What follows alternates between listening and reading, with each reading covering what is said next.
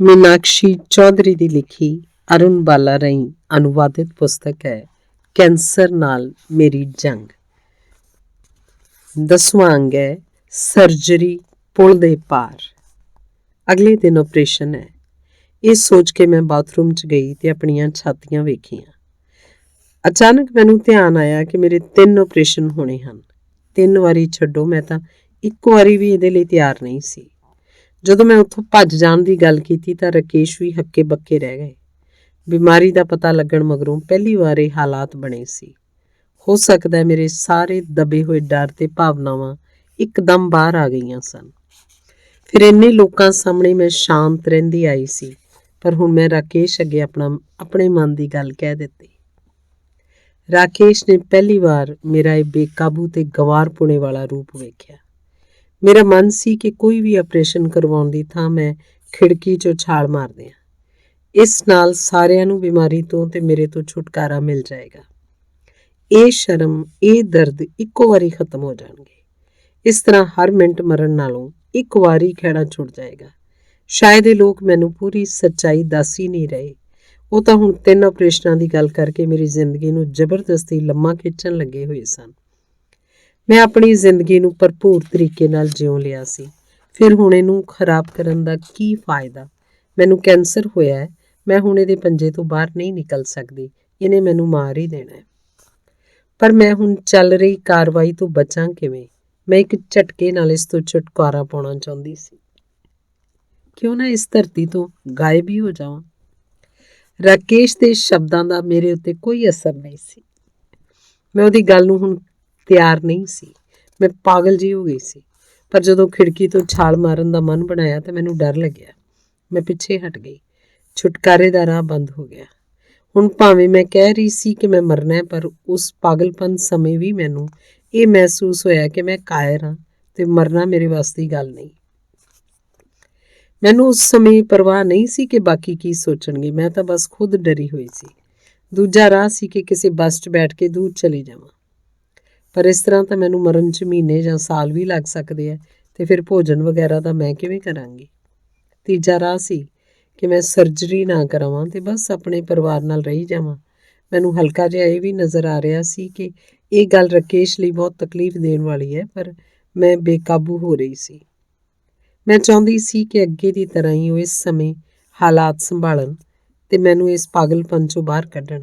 ਮੈਂ ਹੁਣ ਫੈਸਲਾ ਸੁਣਾ ਦਿੱਤਾ ਕਿ ਕੋਈ ਆਪਰੇਸ਼ਨ ਨਹੀਂ ਹੋਏਗਾ ਤੇ ਨਰਸ ਜਿਹੜੀਆਂ ਦਵਾਈਆਂ ਛੱਡ ਕੇ ਗਈ ਉਹ ਮੈਂ ਨਹੀਂ ਖਾਵਾਂਗੀ। ਮੈਂ ਰੋ ਕੇ ਬੁਰੀ ਤਰ੍ਹਾਂ ਥੱਕ ਗਈ, ਪਰ ਫਿਰ ਮੇਰਾ ਮੂਡ ਬਦਲਣਾ ਸ਼ੁਰੂ ਹੋਇਆ। ਇੰਨੇ ਲੋਕ, ਸਰ, ਮੇਰੇ ਮਾਤਾ ਪਿਤਾ ਕੀ ਸੋਚਣਗੇ?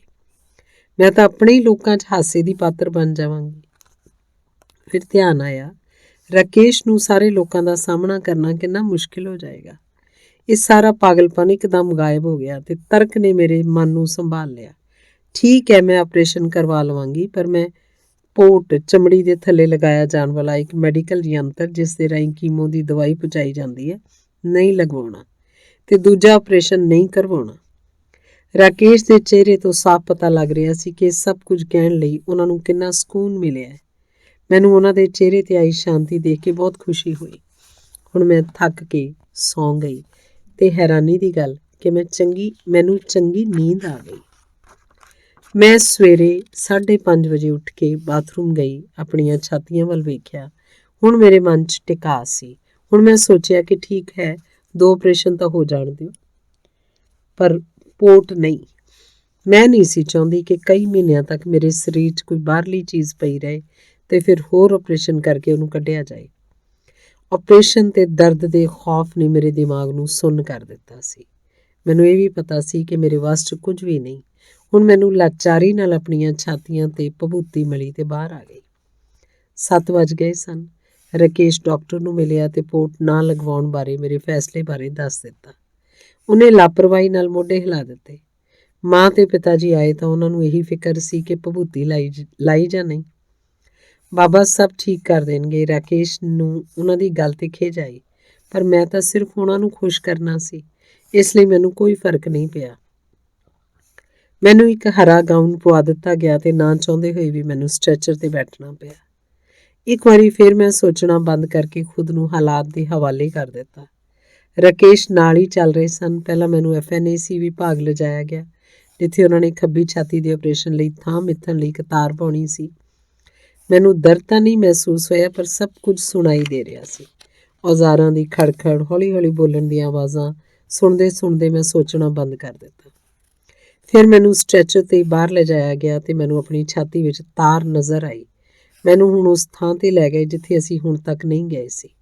ਇੱਥੇ ਉਸ ਆਦਮੀ ਨੇ ਰਾਕੇਸ਼ ਨੂੰ ਰੋਕ ਦਿੱਤਾ ਤੇ ਕਿਹਾ, ਤੁਸੀਂ ਇੱਥੇ ਤੱਕ ਹੀ ਆ ਸਕਦੇ ਸੀ। ਮੈਂ ਰਾਕੇਸ਼ ਵੱਲ ਵੇਖਿਆ। ਰਾਕੇਸ਼ ਨੇ ਮੁਸਕਰਾ ਕੇ ਹੱਥ ਹਿਲਾਇਆ ਤੇ ਦਰਵਾਜ਼ਾ ਬੰਦ ਹੋ ਗਿਆ। ਇੱਕ ਰਾਹਦਾਰੀ ਵਰਗਾ ਕਮਰਾ ਸੀ। ਇੱਕ ਹੋਰ ਸਟ੍ਰੈਚਰ ਤੇ ਇੱਕ ਸਰਦਾਰ ਜੀ ਲੇਟੇ ਸਨ। ਥੋੜ੍ਹੀ ਦੇਰ ਬਾਅਦ ਕੋਟ ਤੇ ਮਾਸਕ ਪਾਏ ਹੋਏ ਇੱਕ ਆਦਮੀ ਆਇਆ ਤੇ ਸਰਦਾਰ ਜੀ ਦੀ ਸਟ੍ਰੈਚਰ ਨੂੰ ਰੋੜ ਕੇ ਲੈ ਗਿਆ। ਇੱਥੇ 2-3 ਕਮਰੇ ਸਨ। ਇੱਕ ਕੋਟ ਵਾਲੇ ਆਦਮੀ ਨੇ ਮੈਨੂੰ ਲੇਟਣ ਲਈ ਕਿਹਾ, ਕਿਉਂਕਿ ਮੈਂ ਹਾਲੇ ਸਟ੍ਰੈਚਰ 'ਤੇ ਬੈਠੀ ਹੋਈ ਸੀ। ਮੈਂ ਉਹਨੂੰ ਕਿਹਾ ਕਿ ਮੈਨੂੰ ਬੈਠਣ ਨਾਲ ਠੀਕ ਲੱਗਦਾ ਹੈ, ਪਰ ਉਹਨੇ ਮੈਨੂੰ ਜ਼ਰੂਰੀ ਤੌਰ 'ਤੇ ਲੇਟਣ ਲਈ ਕਿਹਾ। ਮੈਨੂੰ ਸਮਝ ਨਹੀਂ ਆਇਆ ਕਿ ਜਦੋਂ ਮਰੀਜ਼ ਬੈਠ ਕੇ ਸੌਖਾ ਮਹਿਸੂਸ ਕਰਦਾ ਤਾਂ ਆਪਰੇਸ਼ਨ ਸ਼ੁਰੂ ਕਰਨ ਤੋਂ ਪਹਿਲਾਂ ਜ਼ਬਰਦਸਤੀ ਪਰੇਸ਼ਾਨ ਕਿਉਂ ਕਰਦੀ ਹੈ, ਪਰ ਉਹਦੀ ਜ਼ਿੱਦ ਅੱਗੇ ਮੈਨੂੰ ਲੇਟਣਾ ਹੀ ਪਿਆ। ਮੇਰੀਆਂ ਅੱਖਾਂ ਤੇ ਕੰਨ ਖੁੱਲ੍ਹੇ ਸਨ। ਦਿਮਾਗ ਸੁੰਨ ਹੋਣ ਤੋਂ ਪਹਿਲਾਂ ਮੈਂ ਦਰਵਾਜ਼ਾ ਖੁੱਲ੍ਹਣ ਤੱਕ ਦੀ ਆਵਾਜ਼ ਨੂੰ ਧਿਆਨ ਨਾਲ ਸੁਣ ਰਹੀ ਸੀ। ਮੈਂ ਪੂਰੀ ਕੋਸ਼ਿਸ਼ ਕਰ ਰਹੀ ਸੀ ਕਿ ਮੈਨੂੰ ਸਮਝ ਆ ਸਕੇ ਕਿ ਕੀ ਹੋ ਰਿਹਾ, ਪਰ ਫਿਰ ਮੈਂ ਰੱਬ ਆਸਰੇ ਛੱਡ ਦਿੱਤਾ। ਮੈਨੂੰ ਲੱਗਿਆ ਹੁਣ ਜਦੋਂ ਮੇਰੀ ਛਾਤੀ 'ਚ ਤਾਰ ਖੁਭੋਈ ਹੋਈ ਹੈ, ਮੇਰੇ ਸਾਰੇ ਸਕੀ ਸੰਬੰਧੀ ਬਾਹਰ ਖੜ੍ਹੇ ਹੈ ਤੇ ਮੇਰੇ ਭੱਜਣ ਦੀ ਕੋਈ ਗੁੰਜਾਇਸ਼ ਹੀ ਨਹੀਂ ਹੈ।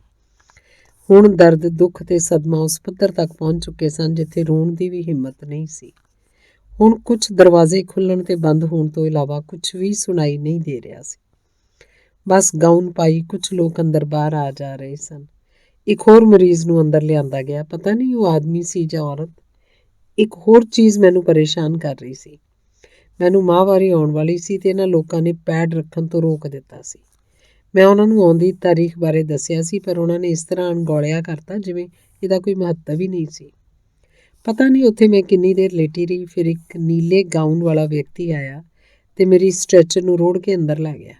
ਜ਼ਿੰਦਗੀ 'ਚ ਪਹਿਲੀ ਵਾਰੀ ਮੈਂ ਆਪਰੇਸ਼ਨ ਥੀਏਟਰ ਦੇਖਿਆ ਸੀ। 3-4 ਵਿਅਕਤੀ ਮਾਸਕ ਪਾਈ ਖੜ੍ਹੇ ਸਨ, ਪਰ ਉਹਨਾਂ 'ਚ ਨਾ ਤਾਂ ਡਾਕਟਰ ਗੀਤਾ ਸੀ, ਨਾ ਡਾਕਟਰ ਹਰਿਤ। ਨਜ਼ਦੀਕ ਇੱਕ ਵੱਡੇ ਮੰਜੇ ਦੇ ਦੁਆਲੇ ਵੱਡੀਆਂ ਲਾਈਟਾਂ ਲਟਕ ਰਹੀਆਂ ਸੀ। ਨਜ਼ਦੀਕ ਇੱਕ ਹੋਰ ਮੇਜ਼ ਸੀ। ਫਿਰ ਮੈਂ ਡਾਕਟਰ ਗੀਤਾ ਨੂੰ ਦੇਖਿਆ, ਆਪਰੇਸ਼ਨ ਕਰ ਰਹੇ ਸਨ। ਮੈਨੂੰ ਚੁੱਕ ਕੇ ਲਟਕਦੀ ਲਾਈਟਾਂ ਵਾਲੀ ਮੇਜ਼ 'ਤੇ ਲਿਟਾ ਦਿੱਤਾ ਗਿਆ। 4-5 ਵਿਅਕਤੀ ਮੇਰੇ 'ਤੇ ਹਮਲਾ ਕਰਨ ਨੂੰ ਤਿਆਰ ਖੜ੍ਹੇ ਸੀ। ਉਹਨਾਂ ਨੇ ਮੇਰੀਆਂ ਲੱਤਾਂ ਤੇ ਬਾਹਾਂ ਨੂੰ ਖਿੱਚ ਕੇ ਸਿੱਧਾ ਕੀਤਾ। ਮੈਂ ਉਹਨਾਂ ਨੂੰ ਕਹਿਣਾ ਚਾਹੁੰਦੀ ਸੀ ਕਿ ਮੇਰੇ ਦਰਦ ਹੁੰਦਾ ਹੈ। ਉਹਨਾਂ ਨੇ ਮੇਰਾ ਗਾਊਨ ਖੋਲ੍ਹਿਆ। ਨਾ ਤਾਂ ਮੈਂ ਉਹਨਾਂ ਨੂੰ ਕੁਝ ਕਹਿ ਸਕੀ ਤੇ ਨਾ ਹੀ ਮੈਨੂੰ ਸਮਝ ਆਇਆ ਕਿ ਕੀ ਹੋ ਰਿਹਾ। ਮੈਨੂੰ ਠੰਡ ਲੱਗਣ ਲੱਗ ਪਈ। ਦਰਦ ਦੇ ਵਿੱਚ ਹੀ ਮੇਰੀ ਬਾਂਹ ਨੂੰ ਖਿੱਚਿਆ ਗਿਆ। ਡਾਕਟਰ ਗੀਤਾ ਤੇ ਡਾਕਟਰ ਹਰਿਤ ਉੱਥੇ ਕਿਉਂ ਨਹੀਂ ਸਨ? ਪਤਾ ਨਹੀਂ, ਸ਼ਾਇਦ ਦੂਜੇ ਲੋਕਾਂ ਨੇ ਮੇਰਾ ਆਪਰੇਸ਼ਨ ਕਰ ਦੇਣਾ ਹੋਵੇ। ਫਿਰ ਮੈਨੂੰ ਪੈਰਾਂ ਵੱਲ ਗਰਮ ਹਵਾ ਮਹਿਸੂਸ ਹੋਈ, ਜਿਵੇਂ ਕਿਸੇ ਨੇ ਬਲੋਅਰ ਚਲਾਤਾ ਹੋਵੇ। ਮੈਨੂੰ ਬਹੁਤ ਹੀ ਆਰਾਮ ਮਹਿਸੂਸ ਹੋਇਆ ਤੇ ਮੇਰੇ ਉੱਤੇ ਸਕੂਨ ਭਰੀ ਸ਼ਾਂਤੀ ਛਾ ਗਈ। ਮੈਨੂੰ ਭਾਰੀਪਨ ਮਹਿਸੂਸ ਹੋਇਆ। ਇਹ ਦਰਦ ਨਹੀਂ, ਸਿਰਫ ਭਾਰੀਪਨ ਸੀ। ਮੇਰੇ ਤੋਂ ਅੱਖਾਂ ਵੀ ਨਹੀਂ ਖੋਲ੍ਹੀਆਂ ਜਾ ਰਹੀਆਂ ਸੀ। ਜਦੋਂ ਮੈਂ ਅੱਖਾਂ ਖੋਲ੍ਹਣ ਦੀ ਕੋਸ਼ਿਸ਼ ਕੀਤੀ ਤਾਂ ਬਹੁਤ ਦਿਲ ਕੱਚਾ ਜਿਹਾ ਹੋਇਆ। ਮੈਂ ਕਿਸੇ ਨੂੰ ਕਹਿੰਦੇ ਸੁਣਿਆ, ਮੀਨਾਕਸ਼ੀ ਕਿਵੇਂ ਹੋ? ਮੈਂ ਮੂੰਹ ਖੋਲ੍ਹਣ ਦੀ ਕੋਸ਼ਿਸ਼ ਕੀਤੀ, ਪਰ ਉਲਟੀ ਆਉਣ ਨੂੰ ਹੋਈ। ਕੀ ਮੇਰਾ ਆਪਰੇਸ਼ਨ ਹੋ ਗਿਆ ਸੀ? ਸ਼ਾਇਦ ਸਾਡੇ ਕਾਲਜ ਦਾ ਸਾਥੀ ਸ਼ੇਖਰ ਮੇਰਾ ਹਾਲ ਚਾਲ ਪੁੱਛ ਰਿਹਾ ਸੀ। ਦੀਵਾਰ 'ਤੇ ਲੱਗੇ ਕਲੌਕ 'ਚ 6 ਵਜੇ ਸਨ। ਕਲੌਕ ਦੀਆਂ ਹਿਲਦੀਆਂ ਸੂਈਆਂ ਦੇਖ ਕੇ ਮੈਨੂੰ ਸੱਚਾਈ ਦਾ ਅਹਿਸਾਸ ਹੋਇਆ। ਮੈਂ ਆਪਣੀਆਂ ਅੱਖਾਂ ਬੰਦ ਕੀਤੀਆਂ, ਮੁੜ ਖੋਲ੍ਹੀਆਂ। ਕਲੌਕ ਦੇਖਿਆ। ਕਲੌਕ ਨੂੰ ਚੱਲਦਾ ਵੇਖ ਕੇ ਮੈਂ ਤਸੱਲੀ ਕਰਨਾ ਚਾਹੁੰਦੀ ਸੀ ਕਿ ਮੈਂ ਜਿਉਂਦੀ ਹਾਂ। ਪਹਿਲਾਂ ਜਦੋਂ ਦੇਖਿਆ ਸੀ ਤਾਂ 7 ਵਜੇ ਸਨ, ਹੁਣ 8:45 ਹੋ ਗਏ ਸੀ। ਮੈਂ ਇੱਕਦਮ ਦਰਦ ਦੀ ਗੱਲ ਕੀਤੀ। ਨਰਸ ਆਈ ਤੇ ਉਹਨੇ ਕੁਝ ਕਿਹਾ ਜੋ ਮੈਨੂੰ ਸਮਝ ਨਹੀਂ ਆਇਆ। ਮੈਨੂੰ ਪਤਾ ਸੀ ਰਾਕੇਸ਼ ਨੇੜੇ ਹੀ ਹੈ। ਉਹਨਾਂ ਨੇ ਮੈਨੂੰ ਟੀਕਾ ਲਗਾ ਦਿੱਤਾ ਤੇ ਮੈਂ ਅੱਖਾਂ ਬੰਦ ਕਰ ਲਈਆਂ। ਜਦੋਂ ਦੁਬਾਰਾ ਜਾਗ ਖੁੱਲ੍ਹੀ, ਫਿਰ ਮੈਂ ਦਰਦ ਕਹਿ ਕੇ ਆਸੇ-ਪਾਸੇ ਦੇਖਿਆ। ਉਹਨਾਂ ਨੇ ਮੇਰੇ ਸਰੀਰ ਦਾ ਕੁਝ ਹਿੱਸਾ ਕੱਟ ਦਿੱਤਾ ਸੀ। ਮੈਂ ਹੌਲੀ ਜਿਹੀ ਰਾਕੇਸ਼ ਨੂੰ ਮੇਰੇ ਨੇੜੇ ਰਹਿਣ ਲਈ ਕਿਹਾ। ਉਹਨੇ ਸਿਰ ਹਿਲਾ ਦਿੱਤਾ ਤੇ ਕੁਰਸੀ ਦੇ ਕੋਲ ਹੀ ਬੈਠ ਗਏ। ਮੈਂ ਪਾਸਾ ਲੈਣਾ ਚਾਹੁੰਦੀ ਸੀ, ਪਰ ਸਰੀਰ 'ਚ ਭਾਰੀਪਨ ਕਾਰਨ ਕਰ ਨਾ ਸਕੀ। ਰਾਕੇਸ਼ ਨੇ ਰਾਤ ਨੂੰ ਮੇਰੇ ਕੋਲ ਰੁਕਣ ਦੀ ਇਜਾਜ਼ਤ ਲੈ ਲਈ। ਨਰਸਾਂ ਨਰਮ ਸੁਭਾਅ ਦੀਆਂ ਤੇ ਸਮੱਸਿਆ ਨੂੰ ਸਮਝਣ ਵਾਲੀਆਂ ਸਨ। ਕੁਝ ਹੋਰ ਮਰੀਜ਼ਾਂ ਦੇ ਟਿਊਬ ਤੇ ਹੋਰ ਪਤਾ ਨਹੀਂ ਕੀ ਲੱਗਾ ਹੋਇਆ ਸੀ। ਮੇਰੇ 2 ਟਿਊਬਾਂ ਹੀ ਸੀ, ਜਿਸ ਤੋਂ ਮੈਨੂੰ ਲੱਗਿਆ ਕਿ ਮੇਰਾ ਆਪਰੇਸ਼ਨ ਘੱਟ ਗੁੰਝਲ ਵਾਲਾ ਸੀ। ਮੇਰੇ ਨਾਲ ਦੇ ਮਰੀਜ਼ ਦੀ ਗਰਦਨ ਦਾ ਆਪਰੇਸ਼ਨ ਹੋਇਆ ਸੀ, ਉਹ ਤੋਂ ਬੋਲਿਆ ਨਹੀਂ ਸੀ ਜਾਂਦਾ ਤੇ ਉਹ ਆਪਣੀ ਗੱਲ ਨਰਸਾਂ ਨੂੰ ਲਿਖ ਕੇ ਦੱਸਦਾ ਸੀ। ਨਰਸਾਂ ਦਾ ਵਿਹਾਰ ਸਰਕਾਰੀ ਹਸਪਤਾਲ ਦੀਆਂ ਨਰਸਾਂ ਤੋਂ ਵੱਖਰਾ ਸੀ। ਉਹ ਹਰ ਮਰੀਜ਼ ਨਾਲ ਚੰਗੀ ਤਰ੍ਹਾਂ ਗੱਲ ਕਰ ਰਹੀਆਂ ਸਨ। ਮੈਂ ਉਹਨਾਂ ਤੋਂ ਪ੍ਰਭਾਵਿਤ ਹੋ ਕੇ ਆਪਣੀ ਗੱਲ ਕਹਿਣਾ ਚਾਹੁੰਦੀ ਸੀ। ਉਹ ਹਰ ਉਸ ਮਰੀਜ਼ ਕੋਲ ਜਾਂਦੀਆਂ ਜਿਹੜਾ ਵੀ ਦਰਦ ਨਾਲ ਕਰਾ ਰਿਹਾ ਹੁੰਦਾ। 2 ਮਰੀਜ਼ਾਂ ਦੀ ਹਾਲਤ ਸੱਚਮੁੱਚ ਖਰਾਬ ਸੀ ਤੇ ਉਹਨਾਂ ਨੇ ਕੋਲ ਜਾ ਕੇ ਉਹਨਾਂ ਨੂੰ ਸੌਖੀ ਕਰਨ ਦਾ ਉਪਰਾਲਾ ਕੀਤਾ। ਰਾਕੇਸ਼ ਨੂੰ ਕੁਰਸੀ ਤੇ ਬੈਠਿਆਂ ਨੀਂਦ ਆ ਰਹੀ ਸੀ। ਉਹ ਥੱਕੇ ਹੋਏ ਸਨ। ਮੈਨੂੰ ਉਹਨਾਂ ਤੇ ਤਰਸ ਵੀ ਆ ਰਿਹਾ ਸੀ, ਪਰ ਮੈਂ ਉਹਨਾਂ ਨੂੰ ਜਾਣ ਨਹੀਂ ਦੇਣਾ ਚਾਹੁੰਦੀ ਸੀ। ਮੇਰੇ ਆਸੇ-ਪਾਸੇ ਸਾਰੇ ਕੈਂਸਰ ਵਾਲੇ ਮਰੀਜ਼ ਸਨ। ਉਹਨਾਂ ਦਾ ਵੀ ਆਪਰੇਸ਼ਨ ਹੋਇਆ ਸੀ। ਜੇਕਰ ਉਹ ਜਿਉਂਦੇ ਰਹਿ ਸਕਦੇ ਆ ਤੇ ਮੇਰੇ ਵੀ ਜਿਉਂਦੇ ਰਹਿਣ ਦੀ ਉਮੀਦ ਹੈ। ਰਾਤ ਨੂੰ ਕਿਸੇ ਵਕਤ ਮਾਹਵਾਰੀ ਦਾ ਕੰਮ ਸ਼ੁਰੂ ਹੋ ਗਿਆ, ਪਰ ਮੇਰੇ ਤੋਂ ਹਿੱਲਿਆ ਵੀ ਨਹੀਂ ਜਾ ਰਿਹਾ ਸੀ। ਮੈਂ ਕੀ ਕਰਾਂ? ਰਾਕੇਸ਼ ਨੇ ਨਰਸ ਨੂੰ ਬੁਲਾਇਆ। ਸ਼ਾਇਦ ਸਵੇਰ ਹੋ ਗਈ ਸੀ। ਮੇਰਾ ਗਲੂਕੋਜ਼ ਲਾ ਕੇ ਨਰਸ ਨੇ ਮੈਨੂੰ ਉੱਠਣ ਲਈ ਕਿਹਾ। ਮੈਨੂੰ ਹੈਰਾਨੀ ਹੋਈ ਕਿ ਨਰਸ ਦੀ ਮਦਦ ਨਾਲ ਮੈਂ ਉੱਠਣ ਜੋਗੀ ਹੋ ਗਈ। ਦਰਦ ਤਾਂ ਨਹੀਂ ਸੀ, ਪਰ ਕਮਜ਼ੋਰੀ ਇੰਨੀ ਜ਼ਿਆਦਾ ਸੀ ਕਿ ਮੇਰੀਆਂ ਲੱਤਾਂ ਮੈਨੂੰ ਸਹਾਰਾ ਦੇਣ 'ਚ ਅਸਮਰਥ ਸਨ। ਮੈਨੂੰ ਲੱਗਿਆ ਮੈਂ ਡਿੱਗ ਪਵਾਂਗੀ। ਨਰਸ ਨੇ ਮੈਨੂੰ ਵੀਲ ਚੇਅਰ 'ਤੇ ਬਿਠਾ ਕੇ ਰਾਹਦਾਰੀ 'ਚ ਹੁੰਦੇ ਕਮਰੇ 'ਚ ਲੈ ਗਈ ਤੇ ਰੂੰ ਤੇ ਪਾਣੀ ਲੈ ਕੇ ਮੈਨੂੰ ਸਾਫ਼ ਕਰ ਦਿੱਤਾ। ਅਸੀਂ ਬੈੱਡ ਕੋਲ ਵਾਪਸ ਚਲੇ ਗਏ। ਮੈਂ ਹੁਣ ਲੇਟਣ ਦੀ ਥਾਂ ਬੈਠਣਾ ਚਾਹੁੰਦੀ ਸੀ। ਰਾਕੇਸ਼ ਰਾਹਦਾਰੀ 'ਚ ਫਿਕਰਮੰਦ ਖੜ੍ਹੇ ਸਨ। ਨਰਸ ਦੇ ਮੇਰੇ ਠੀਕ ਹੋਣ ਦੀ ਗੱਲ ਕਹਿਣ 'ਤੇ ਉਹਨਾਂ ਦੇ ਚਿਹਰੇ 'ਤੇ ਹਲਕੀ ਜਿਹੀ ਮੁਸਕਰਾਹਟ ਆਈ। ਫਿਰ ਉਹਨਾਂ ਨੇ ਕਿਹਾ ਕਿ ਮੈਂ ਹੁਣ ਚਾਹ ਪੀ ਸਕਦੀ ਹਾਂ। ਚਾਹ? ਪਰ ਹੁਣੇ ਤਾਂ ਮੇਰਾ ਆਪਰੇਸ਼ਨ ਹੋਇਆ ਤੇ ਗਲੂਕੋਜ਼ ਵੀ ਲੱਗਾ ਹੋਇਆ। ਪਰ ਚਾਹ ਦੀ ਇਜਾਜ਼ਤ ਮਿਲ ਗਈ ਸੀ। ਰਾਕੇਸ਼ ਚਾਹ ਲੈ ਕੇ ਆ ਗਏ।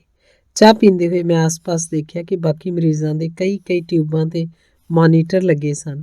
ਸਿਰਫ ਮੇਰੇ ਹੀ 2 ਟਿਊਬਾਂ 'ਤੇ ਇੱਕ ਕਨੂਲਾ ਸੀ।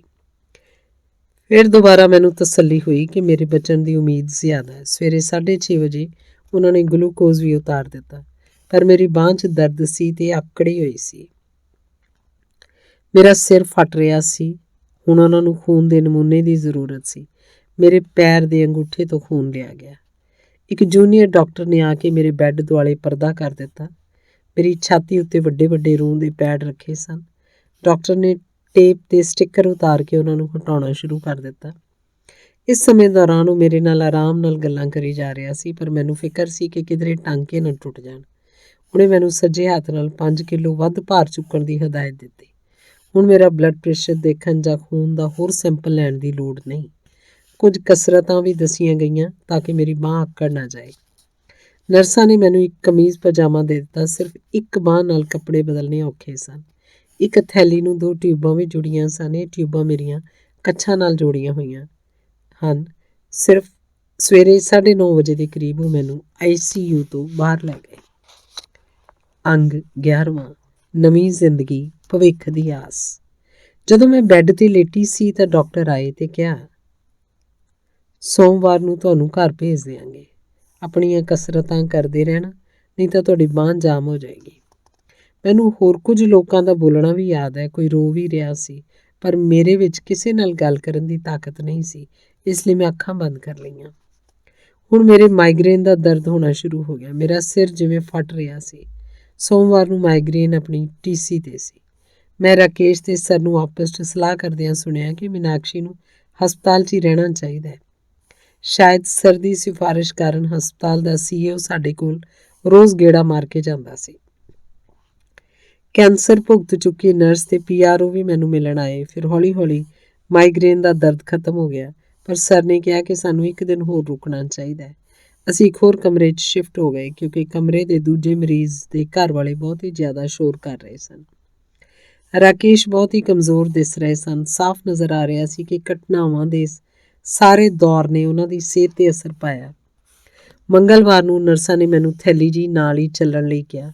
ਮੈਨੂੰ ਇਹਨੂੰ ਹੱਥ ਲਾਉਂਦੇ ਹੀ ਡਰ ਲੱਗ ਰਿਹਾ ਸੀ, ਕਿਧਰੇ ਟਿਊਬਾਂ ਬਾਹਰ ਨਾ ਆ ਜਾਣ। ਇਸ ਲਈ ਰਾਕੇਸ਼ ਨੇ ਬੈਗ ਫੜ ਲਿਆ, ਪਰ ਨਰਸਾਂ ਨੇ ਕਿਹਾ ਕਿ ਇਸ ਬੈਗ ਦੇ ਵਿੱਚ ਆਪਰੇਸ਼ਨ ਕੀਤੇ ਹਿੱਸਿਆਂ ਤੋਂ ਤਰਲ ਪਦਾਰਥ ਨਿਕਲ ਕੇ ਪੈਂਦਾ ਹੈ। ਇਹ ਬੈਗ ਮੇਰੇ ਨਾਲ 10 ਤੋਂ 15 ਦਿਨ ਤੱਕ ਰਹੇਗਾ। ਇਸ ਲਈ ਇਹ ਬੈਗ ਮੈਨੂੰ ਖੁਦ ਹੀ ਫੜਨ ਲਈ ਕਿਹਾ ਗਿਆ। ਮੈਨੂੰ ਫਿਕਰ ਹੋਇਆ ਕਿ ਇਹਨਾਂ ਟਿਊਬਾਂ ਤੇ ਬੈਗ ਨਾਲ ਮੈਂ ਕਿਵੇਂ ਬੈਠਾਂਗੀ, ਸੌਵਾਂਗੀ ਜਾਂ ਕੋਈ ਹੋਰ ਕੰਮ ਕਰਾਂਗੀ। ਡਾਕਟਰ ਹੱਸ ਪਏ। ਡਾਕਟਰ ਗੀਤਾ ਨੇ ਕਿਹਾ ਕਿ ਮੈਂ ਉਹਨਾਂ ਦੇ ਹਸਪਤਾਲ ਦੇ ਸਾਰੇ ਮਰੀਜ਼ਾਂ 'ਚੋਂ ਢਿੱਲੜ ਹਾਂ ਤੇ ਇਸ ਕਰਕੇ ਹੀ ਮੇਰੀ ਬਾਂਹ ਆਕੜ ਗਈ ਹੈ। ਮੈਂ ਆਪਣੇ ਮਨ 'ਚ ਸੋਚ ਰਹੀ ਸੀ ਕਿ ਆਪਣੇ ਦੋਸਤਾਂ ਮਿੱਤਰਾਂ ਵਿੱਚ ਤਾਂ ਮੈਂ ਸਭ ਤੋਂ ਫੁਰਤੀਲੀ ਗਿਣੀ ਜਾਂਦੀ ਸੀ।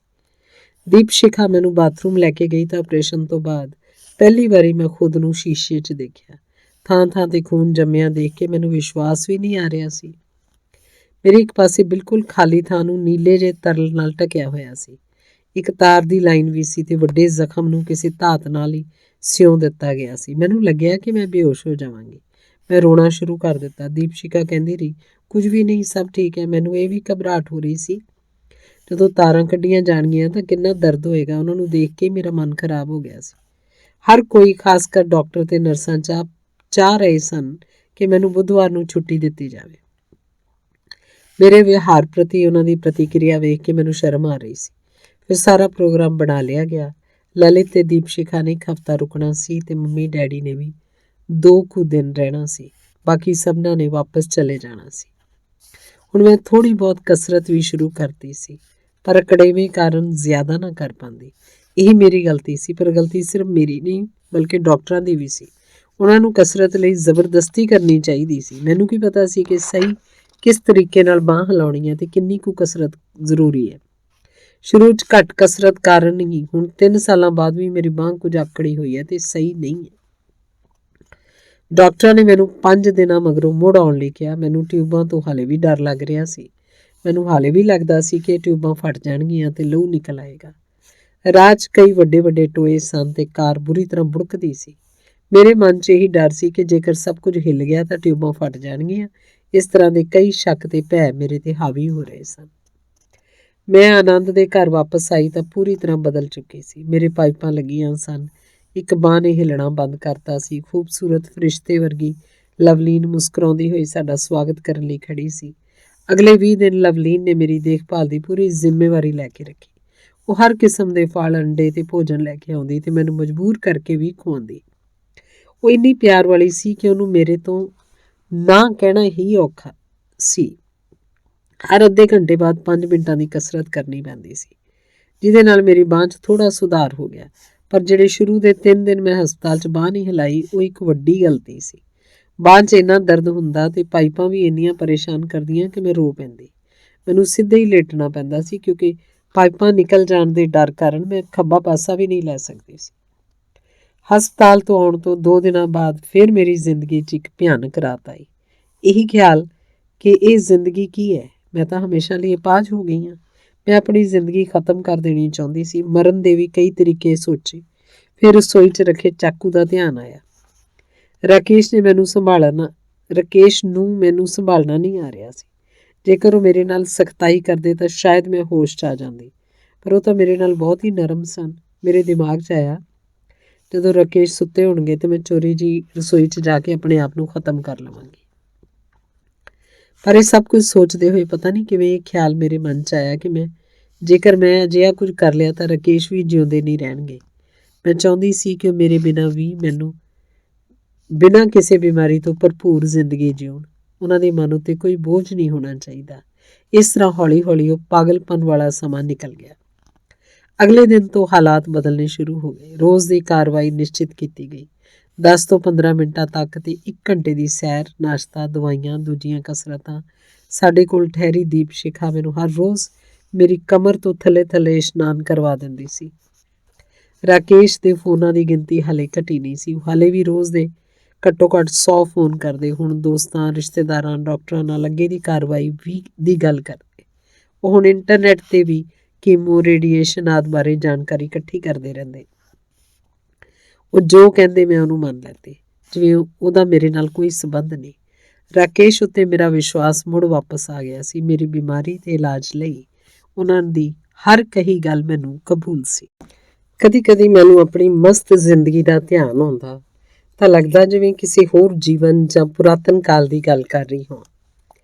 ਭਾਵੇਂ ਬਿਮਾਰੀ ਪਤਾ ਲੱਗਣ ਤੋਂ ਬਾਅਦ 15 ਦਿਨ ਹੀ ਗੁਜ਼ਰੇ ਸਨ, ਪਰ ਇਹ ਸਮਾਂ ਕਈ ਸਾਲਾਂ ਬਰਾਬਰ ਲੱਗਦਾ। ਸੀਮਾ ਦੀਦੀ ਤੇ ਅਨੂ ਦੀਦੀ ਦਿੱਲੀ ਆਉਣ ਲਈ ਬੇਚੈਨ ਸੀ, ਪਰ ਅਸੀਂ ਤਾਂ ਖੁਦ ਕਿਸੇ ਹੋਰ ਦੇ ਘਰ ਸੀ। ਸਨੇਹ ਨੇ ਡਾਕ ਰਾਹੀਂ ਕੁਝ ਕਿਤਾਬਾਂ ਭੇਜ ਦਿੱਤੀਆਂ ਸਨ। ਅਸ਼ੋਕ ਤੇ ਸਪਨਾ ਬਰਾਬਰ ਗੇੜਾ ਮਾਰਦੇ ਰਹੇ।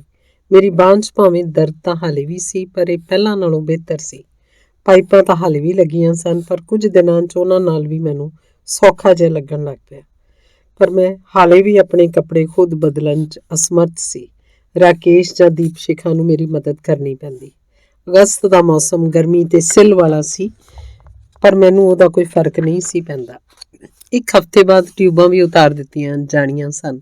ਇਹ ਤਾਂ ਮੇਰੇ ਸਰੀਰ ਦੇ ਬਿਲਕੁਲ ਅੰਦਰ ਤੱਕ ਸਨ। ਫਿਰ ਮੈਨੂੰ ਡਰ ਲੱਗਿਆ ਵੀ ਜੇਕਰ ਛੇਕ ਖੁੱਲ੍ਹ ਗਿਆ ਤਾਂ ਖੂਨ ਜ਼ੋਰ ਨਾਲ ਬਾਹਰ ਆ ਜਾਏਗਾ। ਫਿਰ ਕੀ ਇਹਨੂੰ ਟਾਂਕੇ ਲਗਾ ਕੇ ਰੋਕਣਗੇ। ਅਸੀਂ ਹਸਪਤਾਲ ਆਨੰਦ ਦੀ ਕਾਰ 'ਚ ਗਏ।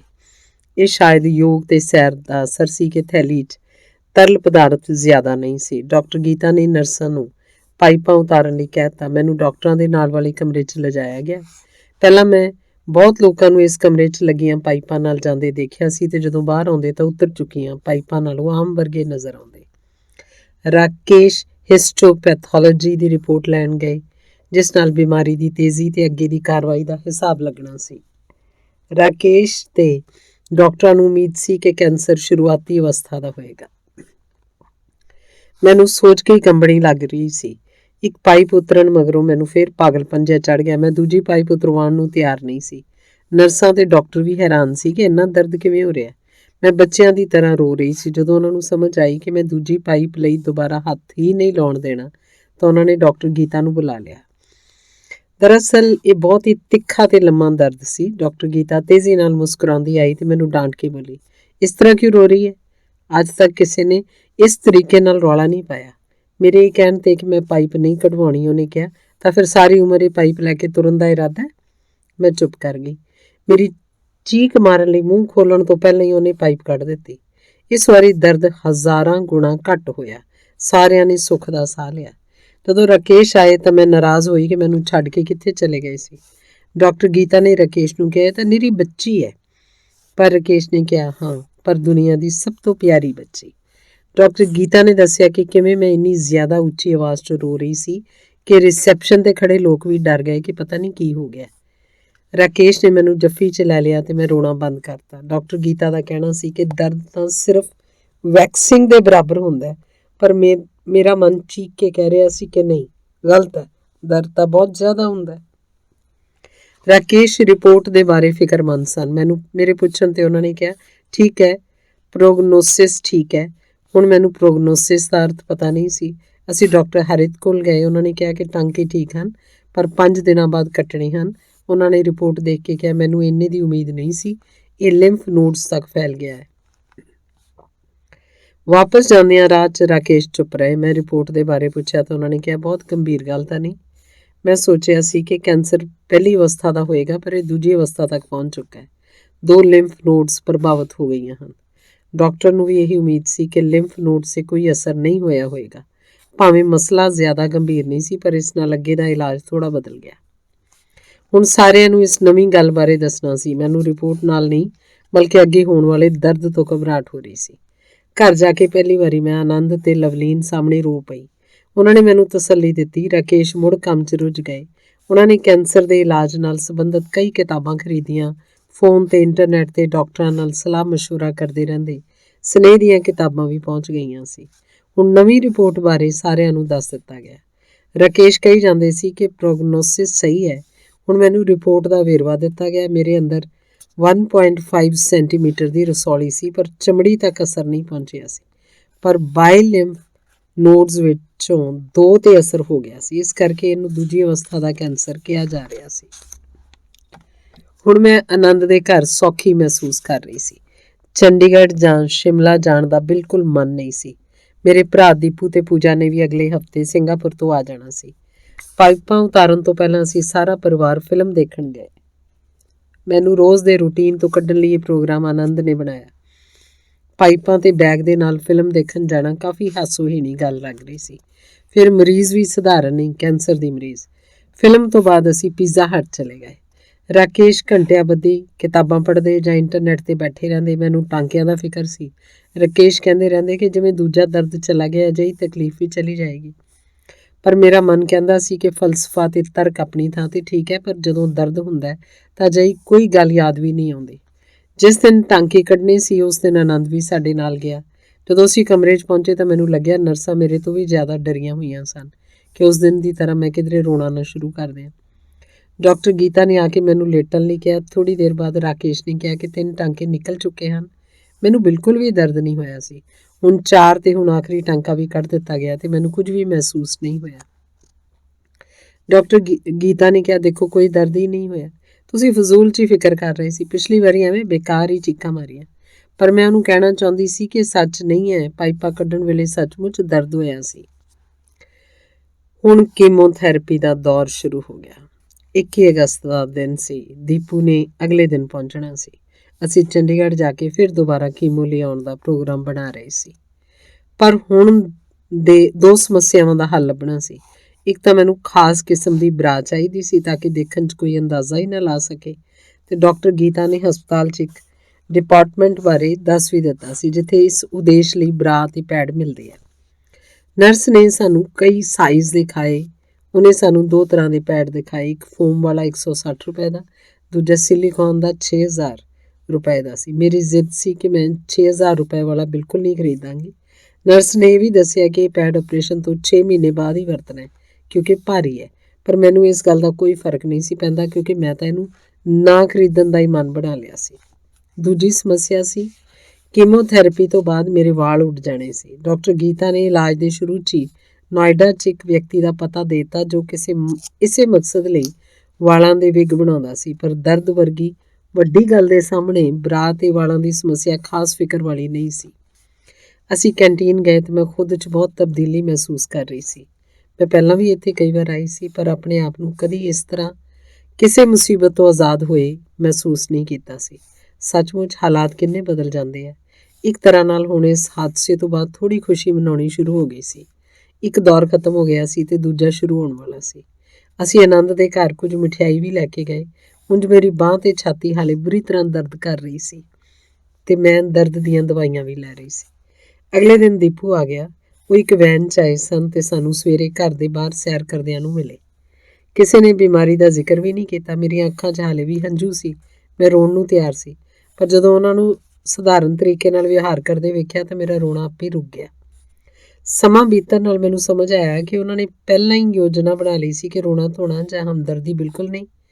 ਦੀਪੂ ਪੂਜਾ ਨੂੰ ਵੀ ਚੰਗੀ ਤਰ੍ਹਾਂ ਸਿਖਾ ਕੇ ਲਿਆਇਆ ਸੀ ਤੇ ਉਹ ਵੀ ਦਿੱਤੇ ਗਏ ਰੋਲ 'ਚ ਸਫਲ ਰਹੀ। ਮੈਨੂੰ ਆਪਣੇ ਛੋਟੇ ਭਰਾ ਤੇ ਭਰਜਾਈ ਤੇ ਤਰਸ ਵੀ ਆ ਰਿਹਾ ਸੀ। ਇੰਨੀ ਦੂਰੋਂ ਆ ਕੇ ਵੀ ਆਪਣੇ ਆਪ ਨੂੰ ਰੋਕੀ ਰੱਖਣਾ ਕਿੰਨਾ ਔਖਾ ਹੋਏਗਾ। ਸ਼ਾਮ ਨੂੰ ਅਸੀਂ ਚੰਡੀਗੜ੍ਹ ਲਈ ਸ਼ਤਾਬਦੀ ਟ੍ਰੇਨ ਲੈ ਲਈ। ਅਸੀਂ ਉੱਥੇ ਇੱਕ ਹਫ਼ਤਾ ਰੁਕਣਾ ਸੀ। ਡੈਡੀ ਤੇ ਵੀਰ ਜੀ ਸਾਨੂੰ ਲੈਣ ਆਏ ਸੀ। ਪਤਾ ਨਹੀਂ ਕਿੰਨੀ ਵਾਰੀ ਉਹਨਾਂ ਦੇ ਪਿਆਰ ਜਤਾਉਂਦੇ ਸਮੇਂ ਮੈਨੂੰ ਆਪਣੀ ਠੀਕ ਹੋ ਰਹੀ ਬਾਂਹ ਨੂੰ ਬਚਾਉਣਾ ਪਿਆ। ਕੀਮੋ ਦਾ ਦੌਰ ਸ਼ੁਰੂ ਹੋ ਗਿਆ। ਰਾਕੇਸ਼ ਨੂੰ ਫਿਰ ਇਹਦੇ ਬਾਰੇ ਸਭ ਕੁਝ ਪੜ੍ਹਨਾ ਪਿਆ। ਮੈਂ ਕਦੀ ਸੋਚਿਆ ਵੀ ਨਹੀਂ ਸੀ ਕਿ ਇਹ ਕਿਤਾਬਾਂ ਸਾਡੀ ਪੜ੍ਹਨ ਵਾਲੀ ਸੂਚੀ 'ਚ ਸ਼ਾਮਲ ਹੋਣਗੀਆਂ। ਸ਼ਾਮ ਨੂੰ ਅਸੀਂ ਚੰਡੀਗੜ੍ਹ ਦੇ ਬਾਜ਼ਾਰਾਂ 'ਚ ਘੁੰਮ ਰਹੇ ਸੀ। ਮੈਂ ਖੁੱਲੀ ਜੀ ਟੀ-ਸ਼ਰਟ ਤੇ ਪਜਾਮਾ ਪਾਇਆ ਸੀ।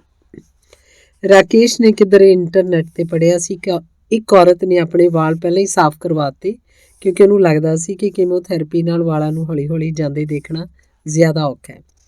ਮੈਨੂੰ ਵੀ ਗੱਲ ਜੱਚ ਰਹੀ ਸੀ ਪਰ ਮੇਰੇ ਭਰਾਵਾਂ ਨੇ ਕਿਹਾ ਕਿ ਸਾਡੇ ਮਾਤਾ-ਪਿਤਾ ਨੂੰ ਦੁੱਖ ਨਾ ਹੋਵੇ, ਇਸ ਲਈ ਵਾਲ ਛੋਟੇ ਕਰਵਾ ਲਏ ਜਾਣ। ਇਸ ਲਈ ਅਸੀਂ ਸੈਕਟਰ 38 ਜਾ ਕੇ ਇੱਕ ਮੈਗਜ਼ੀਨ 'ਚ ਇੱਕ ਸਟਾਈਲ ਚੁਣ ਕੇ ਵਾਲ ਛੋਟੇ ਕਰਵਾ ਲਏ। ਮੈਂ ਹੁਣ ਮੁੰਡਿਆਂ ਵਰਗੀ ਲੱਗ ਰਹੀ ਸੀ। ਸਭਨਾਂ ਨੂੰ ਸਟਾਈਲ ਤਾਂ ਪਸੰਦ ਆਇਆ ਪਰ ਉਹਦੇ ਰੇਟ ਨਹੀਂ। ਉਸ ਨਿੱਕੀ ਹਨੇਰੀ ਜੀ ਦੁਕਾਨ ਵਾਲੇ ਨੇ ਇਸ ਕੰਮ ਦੇ ਲਈ 200 ਰੁਪਏ ਲੈ ਲਏ। ਅਸੀਂ ਮਠਿਆਈ ਖਰੀਦ ਕੇ ਘਰ ਆ ਗਏ। ਕਈ ਸਾਲਾਂ ਮਗਰੋਂ ਅਸੀਂ ਚਾਰੇ ਭੈਣ ਭਰਾ ਇਕੱਠੇ ਸੀ। ਅਸੀਂ ਪੂਰੇ ਗਰੁੱਪ ਦੀਆਂ ਫੋਟੋਆਂ ਖਿੱਚੀਆਂ ਪਰ ਮੌਕਾ ਅਜੀਬ ਸੀ। ਮੇਰੇ ਮੂੰਹ ਤੋਂ ਨਿਕਲ ਗਿਆ ਕਿ ਕਿਧਰੇ ਸਾਡੀ ਆਖਰੀ ਗਰੁੱਪ ਫੋਟੋ ਤਾਂ ਨਹੀਂ। ਸੁਣਦੇ ਹੀ ਉਹਨਾਂ ਦੇ ਚਿਹਰੇ ਤੇ ਡਰ ਤੇ ਸੰਦੇਹ ਦੇ ਬੱਦਲ ਨਜ਼ਰ ਆਏ ਪਰ ਉਹਨਾਂ ਨੇ ਇਸ ਤਰ੍ਹਾਂ ਦੀ ਭਾਵਨਾ ਨੂੰ ਛੁਪਾਉਂਦੇ ਹੋਏ ਕਿਹਾ, ਚੁੱਪ, ਗਲਤ ਬੋਲਣਾ ਬੰਦ ਕਰ। ਦਿੱਲੀ 'ਚ ਆਨੰਦ ਦੇ ਪਰਿਵਾਰ ਦੀ ਤਰ੍ਹਾਂ ਮੇਰੇ ਮਾਤਾ-ਪਿਤਾ ਤੇ ਭੈਣ ਭਰਾਵਾਂ ਨੇ ਵੀ ਆਮ ਵਰਗਾ ਮਹਿਸੂਸ ਕਰਨਾ ਸ਼ੁਰੂ ਕਰ ਦਿੱਤਾ। ਰਾਕੇਸ਼ ਤੇ ਮੈਂ ਪਾਰਕ 'ਚ ਸੈਰ ਲਈ ਜਾਂਦੇ। ਰਾਤ ਨੂੰ ਵੀ ਉਹ ਘੰਟਿਆਂ ਬੱਧੀ ਕੁਝ ਪੜ੍ਹ ਕੇ ਸੁਣਾਉਂਦੇ ਜਾਂ ਕੁਝ ਫਲਸਫੇ ਵਾਲੀਆਂ ਗੱਲਾਂ ਕਰਦੇ ਰਹਿੰਦੇ। ਇਸ ਤੋਂ ਪਹਿਲਾਂ ਉਹ ਬਹੁਤ ਥੋੜ੍ਹਾ ਬੋਲਿਆ ਕਰਦੇ ਸੀ ਪਰ ਹੁਣ ਮੈਂ ਉਹਨਾਂ ਨੂੰ ਨਾ ਰੋਕਦੀ ਕਿਉਂਕਿ ਇਸ ਦੇ ਨਾਲ 2 ਮਕਸਦ ਪੂਰੇ ਹੋ ਰਹੇ ਸੀ। ਇੱਕ ਤਾਂ ਮੇਰਾ ਮਨ ਬਿਮਾਰੀ ਤੋਂ ਹਟ ਕੇ ਉਤਸ਼ਾਹ ਨਾਲ ਭਰ ਜਾਂਦਾ ਤੇ ਦੂਜਾ ਇਸ ਨਾਲ ਉਹਨਾਂ ਦੇ ਮਨ ਨੂੰ ਵੀ ਇਸ ਹਾਦਸੇ ਨੂੰ ਸਵੀਕਾਰ ਕਰਨ ਦੀ ਤਾਕਤ ਮਿਲਦੀ। ਹੌਲੀ-ਹੌਲੀ ਮੇਰਾ ਵਿਸ਼ਵਾਸ ਵੱਧਦਾ ਜਾ ਰਿਹਾ ਸੀ ਕਿ ਮੈਂ ਜਿਉਂਦੇ ਰਹਿਣਾ ਹੈ। ਕਈ ਵਾਰੀ ਵੀਰ ਜੀ ਨੇ ਮੈਨੂੰ ਕਿਹਾ ਕਿ ਮੈਂ ਸਕਾਰਫ ਪਹਿਨ ਲਿਆ ਕਰਾਂ ਤਾਂ ਕਿ ਲੋਕੀ ਮੇਰੇ ਵੱਲ ਅਜੀਬ ਨਜ਼ਰਾਂ ਨਾਲ ਨਾ ਦੇਖਣ ਪਰ ਮੇਰੇ ਵਿਚਾਰ ਰਲੇ ਮਿਲੇ ਸਨ। ਠੀਕ ਹੈ, ਮੈਨੂੰ ਲੋਕਾਂ ਦਾ ਘੂਰਨਾ ਪਸੰਦ ਨਹੀਂ ਸੀ ਪਰ ਮੈਂ ਆਪਣੇ ਆਪ ਨੂੰ ਢੱਕ ਕੇ ਕਿਉਂ ਰੱਖਾਂ। ਮੈਂ ਜਿਹੋ ਜਿਹੀ ਹਾਂ ਠੀਕ ਹਾਂ। ਮੈਨੂੰ ਆਪਣੇ ਆਪ ਤੇ ਸ਼ਰਮਿੰਦਾ ਹੋਣ ਦੀ ਲੋੜ ਨਹੀਂ। ਜਿਹੜੀ ਵੀਨਾ ਦੀਦੀ ਨੂੰ 1 ਸਾਲ ਪਹਿਲਾਂ ਕੈਂਸਰ ਹੋਇਆ ਸੀ, ਉਹ ਮੇਰੇ ਲਈ ਬਹੁਤ ਸਾਰੇ ਸਕਾਰਫ ਲੈ ਕੇ ਆਏ। ਉਹਨਾਂ ਦੇ ਆਉਣ ਨਾਲ ਮੈਨੂੰ ਬਹੁਤ ਜ਼ਿਆਦਾ ਸਕੂਨ ਮਿਲਿਆ ਤੇ ਮੇਰਾ ਆਤਮ ਵਿਸ਼ਵਾਸ ਵੱਧ ਗਿਆ। ਹਰ ਕੋਈ ਉਹਨਾਂ ਵੱਲ ਸਨਮਾਨ ਦੀਆਂ ਨਜ਼ਰਾਂ ਨਾਲ ਵੇਖਦਾ ਸੀ। ਉਹਨਾਂ ਦੇ ਛੋਟੇ ਘੁੰਗਰਾਲੇ ਵਾਲ ਸਨ ਤੇ ਉਹਨਾਂ ਨੂੰ ਹੱਸਦੇ ਤੇ ਸਧਾਰਨ ਤਰੀਕੇ ਨਾਲ ਗੱਲਾਂ ਕਰਦਿਆਂ ਵੇਖ ਕੇ ਕੋਈ ਅੰਦਾਜ਼ਾ ਵੀ ਨਹੀਂ ਸੀ ਲਾ ਸਕਦਾ ਕਿ ਇਹਨਾਂ ਨੂੰ ਕੈਂਸਰ ਹੋ ਚੁੱਕਾ ਹੈ। ਉਹਨਾਂ ਨੇ ਮੈਨੂੰ ਆਪਣੇ ਤਜਰਬਿਆਂ ਬਾਰੇ ਦੱਸਦੇ ਹੋਏ ਦੱਸਿਆ ਕਿ ਕੀਮੋ ਕਿੰਨੀ ਔਖੀ ਤੇ ਦਰਦ ਵਾਲੀ ਹੁੰਦੀ ਹੈ। 5ਵੇਂ ਦਿਨ ਤੱਕ ਉਹਨਾਂ ਤੋਂ ਤੁਰਿਆ ਵੀ ਨਹੀਂ ਜਾਂਦਾ ਸੀ। ਮੈਂ ਹੈਰਾਨ ਸੀ ਕਿ ਕੀਮੋ ਇੰਨੀ ਔਖੀ ਕਿਵੇਂ ਹੁੰਦੀ ਹੈ। ਰਾਕੇਸ਼ PGI 'ਚ ਡਾਕਟਰ ਨੂੰ ਮਿਲੇ ਤੇ ਕੀਮੋ ਵਾਲੇ ਇਲਾਜ ਦੀ ਗੱਲ ਕੀਤੀ। ਡਾਕਟਰ ਨੇ ਕਿਹਾ ਕਿ ਉਂਝ ਤਾਂ ਉਹਨਾਂ ਮਰੀਜ਼ਾਂ ਦੀ ਕੀਮੋ ਕਰਨ ਤੋਂ ਕਤਰਾਉਂਦੇ ਹੈ ਜਿਨ੍ਹਾਂ ਦਾ ਆਪਰੇਸ਼ਨ ਕਿਧਰੇ ਹੋਰ ਹੋਇਆ ਹੋਵੇ, ਪਰ ਸਾਡੇ ਇਸ ਕੇਸ 'ਚ ਕੀਮੋ ਦੀ ਥਾਂ ਦਾ ਫੈਸਲਾ ਅਸੀਂ ਖੁਦ ਕਰਨਾ ਹੈ। ਉਹਨਾਂ ਨੇ ਸਾਰੇ ਟੈਸਟਾਂ ਦੀਆਂ ਰਿਪੋਰਟਾਂ ਪੜ੍ਹ ਕੇ ਕਿਹਾ ਕਿ ਕੀਮੋ 2 ਹਫ਼ਤਿਆਂ ਬਾਅਦ ਸ਼ੁਰੂ ਹੋਣੀ ਚਾਹੀਦੀ ਹੈ। ਵੀਨਾ ਦੀਦੀ ਨੇ ਰਾਕੇਸ਼ ਨੂੰ ਦੱਸਿਆ ਕਿ ਉਹਨਾਂ ਨੇ ਆਪਣੀ ਕੀਮੋ ਚੰਡੀਗੜ੍ਹ ਦੀ ਇੱਕੋ ਇੱਕ ਕੈਂਸਰ ਦੇ ਡਾਕਟਰ ਰੱਜੀ ਬੇਦੀ ਤੋਂ ਕਰਵਾਈ ਸੀ। ਅਸੀਂ ਉਹਨਾਂ ਨੂੰ ਮਿਲਣ ਚਲੇ ਗਏ ਤਾਂ ਉਹਨਾਂ ਨੇ ਵੀ ਇਹੀ ਕਿਹਾ ਕਿ ਕੀਮੋ ਲਈ ਜਗ੍ਹਾ ਦੀ ਚੋਣ ਦਿੱਲੀ PGI ਜਾਂ ਡਾਕਟਰ ਬੇਦੀ ਅਸੀਂ ਖੁਦ ਕਰਨੀ ਹੈ। ਮੇਰੀ ਜ਼ਿੰਦਗੀ ਦਾ ਇੱਕ ਹੋਰ ਮਹੱਤਵਪੂਰਨ ਦੌਰ ਸ਼ੁਰੂ ਹੋ ਗਿਆ, ਪਰ ਸਮਾਂ ਸਾਡੀ ਸੋਚ ਮੁਤਾਬਿਕ ਸੌਖਾ ਨਹੀਂ ਸੀ। ਸਾਰੇ ਡਾਕਟਰਾਂ ਨੇ, ਖਾਸ ਕਰਕੇ ਪ੍ਰਾਈਵੇਟ ਹਸਪਤਾਲ ਫੋਰਟਿਸ ਤੇ ਰਾਜੀਵ ਗਾਂਧੀ ਵਾਲਿਆਂ ਨੇ ਸਾਨੂੰ ਚੌਕਸ ਕਰ ਦਿੱਤਾ ਸੀ ਕਿ ਕੀਮੋ ਦੌਰਾਨ ਮਰੀਜ਼ ਨੂੰ ਬਿਮਾਰੀ ਦੇ ਫੜਨ ਦੀ ਸੰਭਾਵਨਾ ਜ਼ਿਆਦਾ ਹੁੰਦੀ ਹੈ। ਇਸ ਲਈ ਰਾਕੇਸ਼ ਨੇ ਇਸ ਸਮੇਂ ਦੌਰਾਨ ਸਾਰੇ ਮਿਲਣ ਵਾਲਿਆਂ ਨੂੰ ਆਉਣ ਤੋਂ ਰੋਕ ਦਿੱਤਾ। ਹੁਣ ਮੇਰੇ ਆਸ-ਪਾਸ ਜਾਂ ਮੇਰੇ ਕਮਰੇ 'ਚ ਆਉਣ ਵਾਲਾ ਹਰ ਵਿਅਕਤੀ ਡਾਕਟਰਾਂ ਵਾਲਾ ਮਾਸਕ ਪਾ ਕੇ ਰੱਖਣਾ ਸੀ। ਰਾਕੇਸ਼ ਕਰੀਬ 1000 ਅਜਿਹੇ ਮਾਸਕ ਲੈ ਆਏ। ਮੇਰਾ ਬਾਥਰੂਮ ਹੁਣ ਕਿਸੇ ਹੋਰ ਨੇ ਨਹੀਂ ਵਰਤਣਾ ਸੀ। ਚਾਦਰਾਂ ਹਰ ਤੀਜੇ ਦਿਨ ਬਦਲਣੀਆਂ ਸਨ। ਭਾਂਡਿਆਂ ਨੂੰ ਵਰਤੋਂ ਤੋਂ ਪਹਿਲਾਂ ਉਬਾਲਿਆ ਜਾਣਾ ਸੀ। ਮਿਨਰਲ ਵਾਟਰ ਦੀ ਵਰਤੋਂ ਹੀ ਕਰਨੀ ਸੀ ਤੇ ਕੱਪੜੇ ਧੋਣ ਮਗਰੋਂ ਡਿਟੋਲ ਨਾਲ ਕੀਟਾਣੂ ਰਹਿਤ ਕਰਨੇ ਸਨ। ਭੋਜਨ ਦੇ ਮਾਮਲੇ 'ਚ ਹਰ 2 ਘੰਟੇ ਬਾਅਦ ਕੁਝ ਖਾਣਾ ਸੀ। ਦਿਨ 'ਚ ਘੱਟੋ-ਘੱਟ 4 ਲੀਟਰ ਪਾਣੀ, ਤਾਜ਼ੇ ਫਲ ਜਾਂ ਸਲਾਦ ਬਿਲਕੁਲ ਬੰਦ ਤੇ ਜ਼ਿਆਦਾ ਪ੍ਰੋਟੀਨ ਤੇ ਆਇਰਨ ਲਈ ਪਨੀਰ, ਸੋਇਆ ਪਨੀਰ ਤੇ ਮੇਵੇ ਖੂਬ ਖਾਣੇ ਸਨ। ਇਸ ਲਈ ਅਗਲੇ 4-5 ਮਹੀਨੇ ਮੇਰੇ ਮੁਤਾਬਕ ਕੁਝ ਨਹੀਂ ਸੀ। ਹਰ ਚੀਜ਼ ਤੇ ਕੰਮ ਦਾ ਸਮਾਂ ਨਿਸ਼ਚਿਤ ਸੀ। ਖਾਣਾ, ਪੀਣਾ, ਤੁਰਨਾ, ਬੈਠਣਾ, ਆਪਰੇਸ਼ਨ ਵਾਲੀ ਬਾਂਹ ਦੀ ਕਸਰਤ ਆਦਿ। 2 ਔਰਤਾਂ ਤੇ ਰਾਕੇਸ਼ ਲਗਾਤਾਰ ਮੇਰਾ ਧਿਆਨ ਰੱਖ ਰਹੇ ਸਨ। ਕਰੀਬ 1 ਮਹੀਨੇ ਦਾ ਸਮਾਂ ਗੁਜ਼ਰਨ ਤੇ ਮੈਨੂੰ ਇਹਦੀ ਆਦਤ ਜੀ ਹੋ ਗਈ। ਰਾਕੇਸ਼ ਵੀ ਹੁਣ ਥੋੜ੍ਹੇ ਵੇਸਲੇ ਹੋ ਗਏ। 1-2 ਮਿੱਤਰਾਂ ਨੂੰ ਆਉਣ ਦੀ ਇਜਾਜ਼ਤ ਦਿੱਤੀ ਗਈ। ਉਹ ਵੀ ਕਮਰੇ ਦੇ ਨਜ਼ਦੀਕ ਖੜੇ ਹੋ ਕੇ ਮੈਨੂੰ ਵੇਖ ਲੈਂਦੇ। ਸਾਡੀ 6 ਸਾਲ ਪੁਰਾਣੀ ਨੌਕਰਾਣੀ ਨੂੰ ਵੀ 2 ਮਹੀਨੇ ਬਾਅਦ ਮਿਲਣ ਦਿੱਤਾ ਗਿਆ। ਮੇਰੇ 3 ਬਾਡੀਗਾਰਡ ਭਿਆਨਕ ਤਰੀਕੇ ਨਾਲ ਮੇਰੀ ਪਹਿਰੇਦਾਰੀ ਕਰ ਰਹੇ ਸਨ। 24 ਘੰਟੇ ਮੇਰੇ ਕੋਲ ਇੱਕ ਬੰਦਾ ਜ਼ਰੂਰ ਹਾਜ਼ਰ ਰਹਿੰਦਾ। ਮੇਰੀ ਕੀਮੋ ਚੰਡੀਗੜ੍ਹ ਸ਼ੁਰੂ ਹੋ ਗਈ। ਇਹ ਸਮਾਂ ਇੰਨਾ ਭੈੜਾ ਸੀ ਕਿ ਬਿਆਨ ਕਰਨਾ ਔਖਾ ਹੈ। 5 ਦਿਨ ਜਿਵੇਂ ਨਰਕ 'ਚ ਨਿਕਲੇ। ਫਿਰ ਹੋਰ ਭੈੜੀ ਗੱਲ ਹੋ ਗਈ। ਮੈਨੂੰ ਇਨਫੈਕਸ਼ਨ ਕਾਰਨ PGI ਦਾਖਲ ਹੋਣਾ ਪਿਆ। ਮੇਰੀ ਦੂਜੀ ਕੀਮੋ 1 ਹਫ਼ਤੇ ਤੋਂ ਬਾਅਦ ਸੀ। ਮੈਨੂੰ ਕੀਮੋ ਤੋਂ ਜ਼ਿਆਦਾ ਆਪਣੇ ਵਾਲ ਜਾਣ ਦੀ ਫਿਕਰ ਸੀ, ਪਰ ਇਹ ਮੇਰੀ ਸੋਚ ਅਨੁਸਾਰ ਨਹੀਂ ਗਏ। ਮੇਰੇ ਛੋਟੇ ਵਾਲਾਂ ਤੇ ਬਿਨਾਂ ਕਿਸੇ ਮੇਕਅਪ ਦੇ ਰਹਿਣ ਕਾਰਨ ਨਰਸਾਂ ਨੇ ਮੈਨੂੰ ਲੜਕਾ ਸਮਝ ਲਿਆ। ਉਹਨਾਂ ਦੀ ਹੈਰਾਨੀ ਵਾਲੀ ਨਜ਼ਰ ਵੇਖ ਕੇ ਬੜਾ ਹਾਸਾ ਆ ਜਾਂਦਾ ਜਦੋਂ ਉਹਨਾਂ ਨੂੰ ਪਤਾ ਚੱਲਦਾ ਕਿ ਮੈਂ ਲੜਕੀ ਨਹੀਂ ਬਲਕਿ ਔਰਤ ਹਾਂ। ਹਰ ਰੋਜ਼ ਮੈਂ ਆਪਣੇ ਵਾਲ ਖਿੱਚ ਕੇ ਦੇਖਦੀ ਤਾਂ ਮੇਰੇ ਦਰਦ ਹੁੰਦਾ। ਇੱਕ ਵੀ ਵਾਲ ਝੜਨ ਨੂੰ ਤਿਆਰ ਨਹੀਂ ਸੀ। ਮੈਨੂੰ ਲੱਗਿਆ ਕਿ ਮੇਰੇ ਵਾਲ ਤਾਂ ਜ਼ਿਆਦਾ ਮਜ਼ਬੂਤ ਹੋ ਗਏ ਹਨ। ਕੁਝ ਗੜਬੜ ਤਾਂ ਨਹੀਂ। ਰਾਕੇਸ਼ ਨੇ ਵੀ ਕਿਤਾਬ ਤੇ ਇੰਟਰਨੈਟ ਤੇ ਪੜ੍ਹਿਆ ਸੀ ਕਿ ਵਾਲ ਤਾਂ ਜਾਂਦੇ ਹੀ ਹਨ, ਪਰ ਆਖਿਰਕਾਰ ਕੀਮੋ ਦਾ ਦੂਜਾ ਦੌਰ ਸ਼ੁਰੂ ਹੋਣ ਤੋਂ ਪਹਿਲਾਂ ਵਾਲ ਡਿੱਗਣੇ ਸ਼ੁਰੂ ਹੋ ਗਏ। ਹਾਸੇ ਵਾਲੀ ਗੱਲ ਕਿ ਮੇਰੇ ਮਨ ਦਾ ਬੋਝ ਉਤਰ ਗਿਆ। ਕੀਮੋ ਦੇ ਦੂਜੇ ਗੇੜ ਤੋਂ ਬਾਅਦ ਅਸੀਂ ਸ਼ਿਮਲਾ ਲਈ ਤੁਰ ਪਏ। ਰਾਕੇਸ਼ ਨੂੰ ਆਪਣੀ ਨੌਕਰੀ ਤੇ ਜਾਣਾ ਜ਼ਰੂਰੀ ਸੀ।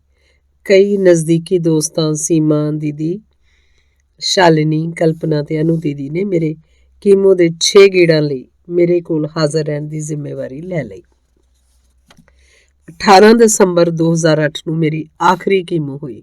ਫਿਰ ਰੇਡੀਏਸ਼ਨ ਤੋਂ ਬਾਅਦ 18 ਹਰਸੈਪਟਨ ਦੇ ਟੀਕੇ ਲੱਗੇ। ਫਰਵਰੀ 2010 'ਚ ਮੇਰਾ ਇਹ ਆਖਰੀ ਟੀਕਾ ਸੀ। ਇੱਕ ਦਿਨ ਪਤਾ ਨਹੀਂ ਕਿਵੇਂ ਮੈਂ ਰੱਬ ਦੀਆਂ ਦਿੱਤੀਆਂ ਨਿਮਤਾਂ ਨੂੰ ਗਿਣਨਾ ਸ਼ੁਰੂ ਕੀਤਾ। ਮੈਨੂੰ ਆਪਣੇ ਦੋਵੇਂ ਪਰਿਵਾਰਾਂ ਤੋਂ ਬੇਹੱਦ ਪਿਆਰ ਮਿਲਿਆ। ਮੈਂ ਤਾਂ ਜਿਵੇਂ ਉਹਨਾਂ ਦੀ ਜਿੰਦ ਜਾਨ ਸੀ। ਮੇਰੇ ਵੱਡੇ ਰੱਬ ਤਾਂ ਰਾਕੇਸ਼ ਹੀ ਸਨ। ਮੇਰੇ ਮਾਂ ਜੀ, ਪਿਤਾ ਜੀ ਤੇ ਸੀਮਾ ਦੀਦੀ ਦਾ ਵੀ ਰੱਬ ਦੀ ਤਰ੍ਹਾਂ ਸਨਮਾਨ ਕਰਨਾ ਸ਼ੁਰੂ ਕੀਤਾ।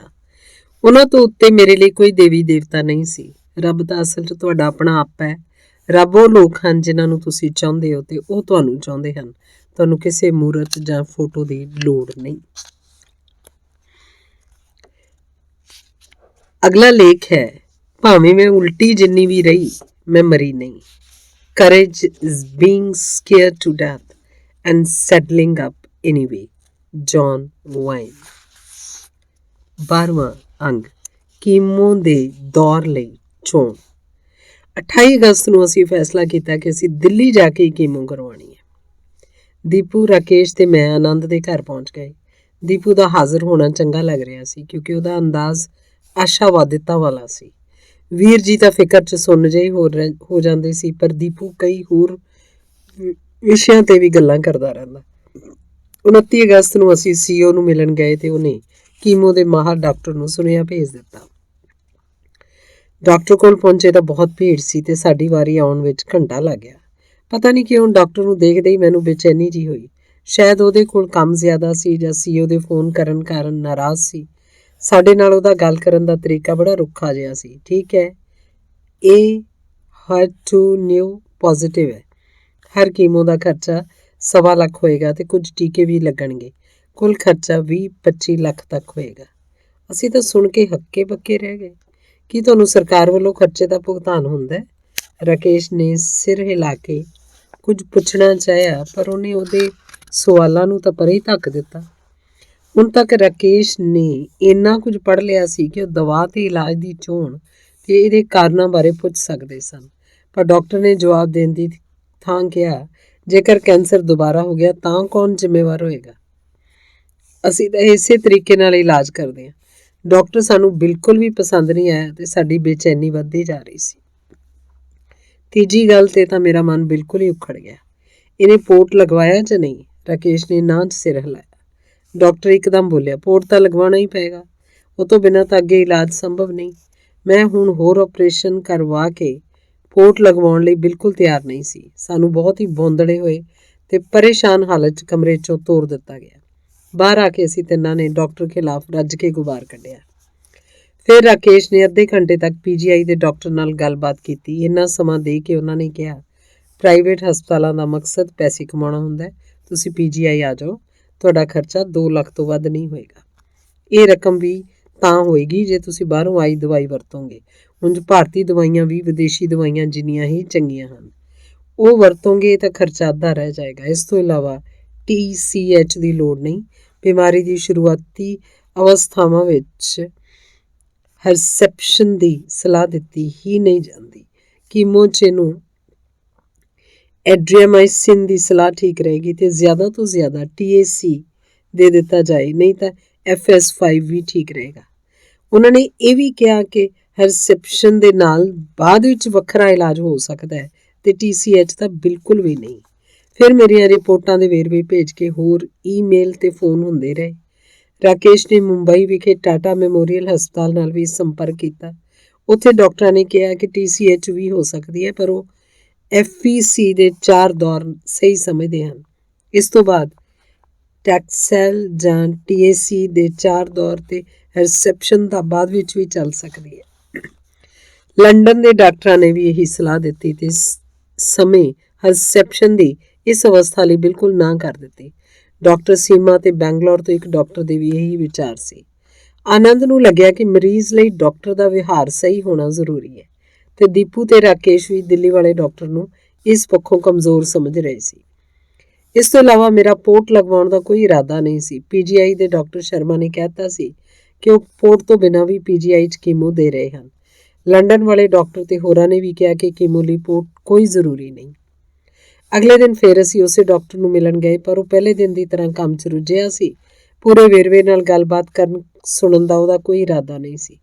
ਰਾਕੇਸ਼ ਨੇ ਕਿਹਾ ਕਿ PGI ਵਾਲੇ ਕਹਿੰਦੇ ਆ ਕਿ TAC ਦਾ ਦੌਰ ਚਲਾ ਸਕਦੇ ਹੋ ਤੇ ਪੋਰਟ ਲਗਵਾਇਆ ਹੋਣਾ ਕੋਈ ਜ਼ਰੂਰੀ ਨਹੀਂ, ਪਰ ਉਹਨੇ ਇਸ ਗੱਲ ਨੂੰ ਬਿਲਕੁਲ ਵੀ ਤਰਜੀਹ ਨਾ ਦੇ ਕੇ ਕਿਹਾ ਕਿ PGI ਵਾਲੇ ਆਪਣੇ ਆਪ ਨੂੰ ਕੁਝ ਜ਼ਿਆਦਾ ਹੀ ਸਮਝਦੇ ਆ।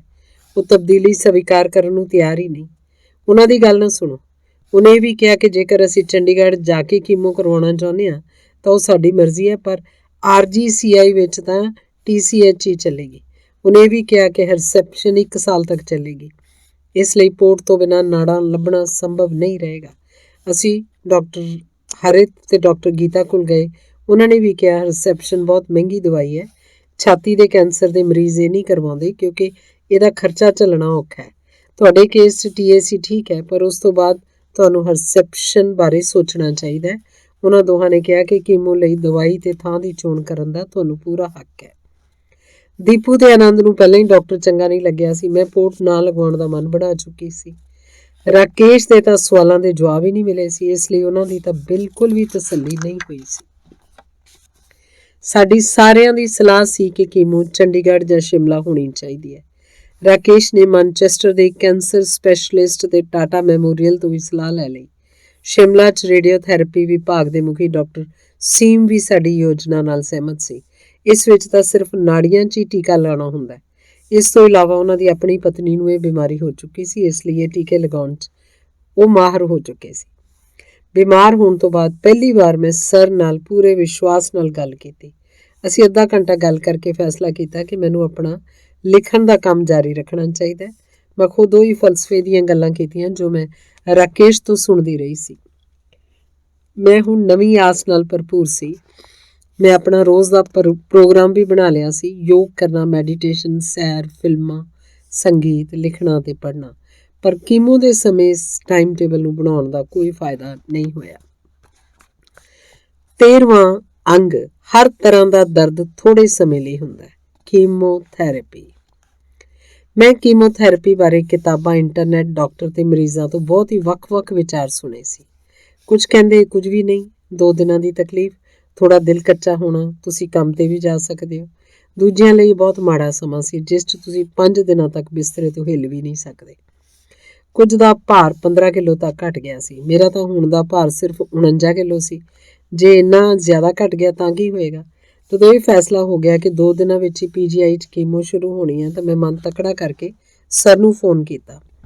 ਮੈਨੂੰ ਉਹਨਾਂ ਨੇ ਦੱਸਿਆ ਕਿ ਅਗਲੇ 5 ਮਹੀਨਿਆਂ 'ਚ ਮੈਂ ਖੂਬ ਪੜ੍ਹਨਾ, ਲਿਖਣਾ ਤੇ ਲੰਮੀ ਸੈਰਾਂ ਦਾ ਮਨ ਬਣਾ ਰਹੀ ਹਾਂ।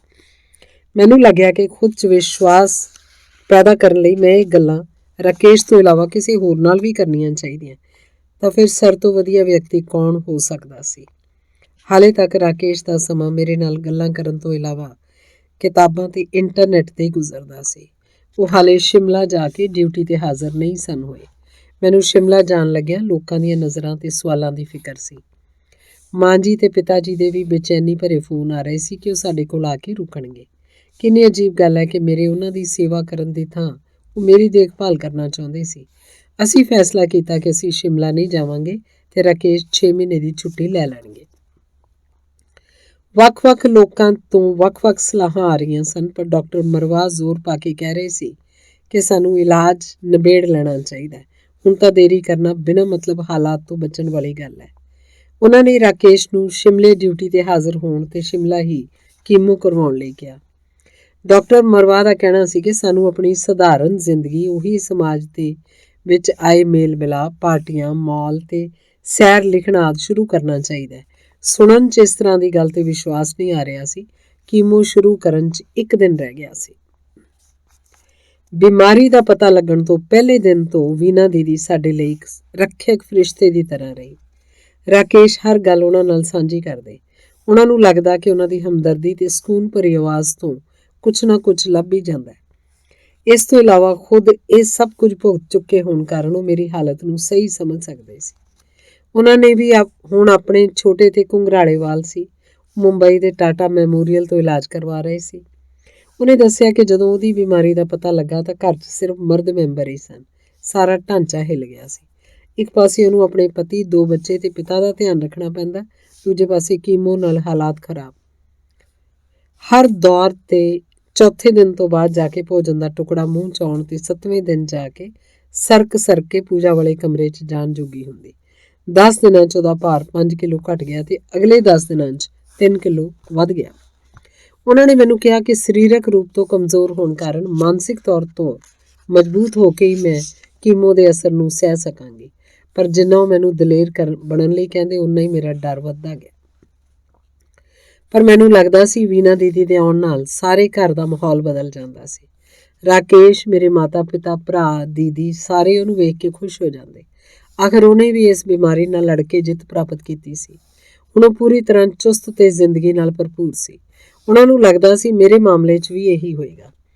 ਵੀਨਾ ਦੀਦੀ ਅਣਜਾਣੇ ਵਿੱਚ ਹੀ ਮੇਰੇ ਪਰਿਵਾਰ ਨੂੰ ਉਹ ਵਿਸ਼ਵਾਸ ਦੇ ਰਹੀ ਸੀ ਜੋ ਕਿਸੇ ਕਿਤਾਬ ਜਾਂ ਡਾਕਟਰ ਤੋਂ ਨਹੀਂ ਮਿਲ ਸਕਦਾ। ਇਸ ਲਈ 3 ਸਤੰਬਰ ਨੂੰ 8:30 ਵਜੇ ਅਸੀਂ PGI ਲਈ ਤੁਰ ਪਏ। ਇਹ ਠੀਕ ਹੈ ਕਿ ਮੈਨੂੰ ਕੀਮੋ ਦਾ ਡਰ ਸੀ, ਪਰ ਪਹਿਲਾਂ ਦੀ ਤਰ੍ਹਾਂ ਜ਼ਿਆਦਾ ਡਰ ਸਿਰਿੰਜ ਤੇ ਸੂਈਆਂ ਤੋਂ ਹੋਣ ਵਾਲੇ ਦਰਦ ਦਾ ਸੀ। ਰਾਕੇਸ਼ ਪਹਿਲਾਂ ਹੀ ਰੇਡੀਓਥੈਰੇਪੀ ਵਿਭਾਗ ਦਾ ਛੋਟਾ ਜਿਹਾ ਕਮਰਾ ਦੇਖ ਆਏ ਸੀ। ਅਸੀਂ ਆਪਣੀਆਂ ਚਾਦਰਾਂ ਲੈ ਕੇ ਆਏ ਸੀ। ਦੀਦੀ ਤੇ ਦੀਪੂ ਇਹਨਾਂ ਨੂੰ ਗੱਦਿਆਂ ਤੇ ਵਿਛਾਉਣ ਲੱਗੇ ਸੀ ਕਿ ਇੱਕ ਨਰਸ ਚਿੱਟੀਆਂ ਚਾਦਰਾਂ ਲੈ ਕੇ ਆਈ। ਉਹਨੇ ਨਾਰਾਜ਼ਗੀ ਨਾਲ ਝਿੜਕਦੇ ਕਿਹਾ ਵੀ ਇਹ ਕੀ ਕਰ ਰਹੇ ਹੋ? ਮੈਂ ਇਹ ਚਾਦਰ ਲੈ ਕੇ ਆਈ ਹਾਂ। ਅਸੀਂ ਤਿੰਨੋਂ ਹੈਰਾਨ ਹੋ ਕੇ ਉਸ ਵੱਲ ਦੇਖ ਰਹੇ ਸੀ ਕਿ ਸੀਮਾ ਦੀਦੀ ਨੇ ਕਿਹਾ, ਪਰ ਅਸੀਂ ਆਪਣੀ ਚਾਦਰ ਵਰਤਣਾ ਚਾਹੁੰਦੇ ਹਾਂ। ਮੈਂ ਹਸਪਤਾਲ, ਰੈਸਟ ਹਾਊਸ ਜਾਂ ਹੋਟਲ ਵਿੱਚ ਉੱਥੇ ਦੀ ਚਾਦਰ ਤੇ ਸੌਣਾ ਸੋਚ ਵੀ ਨਹੀਂ ਸਕਦੀ ਸੀ।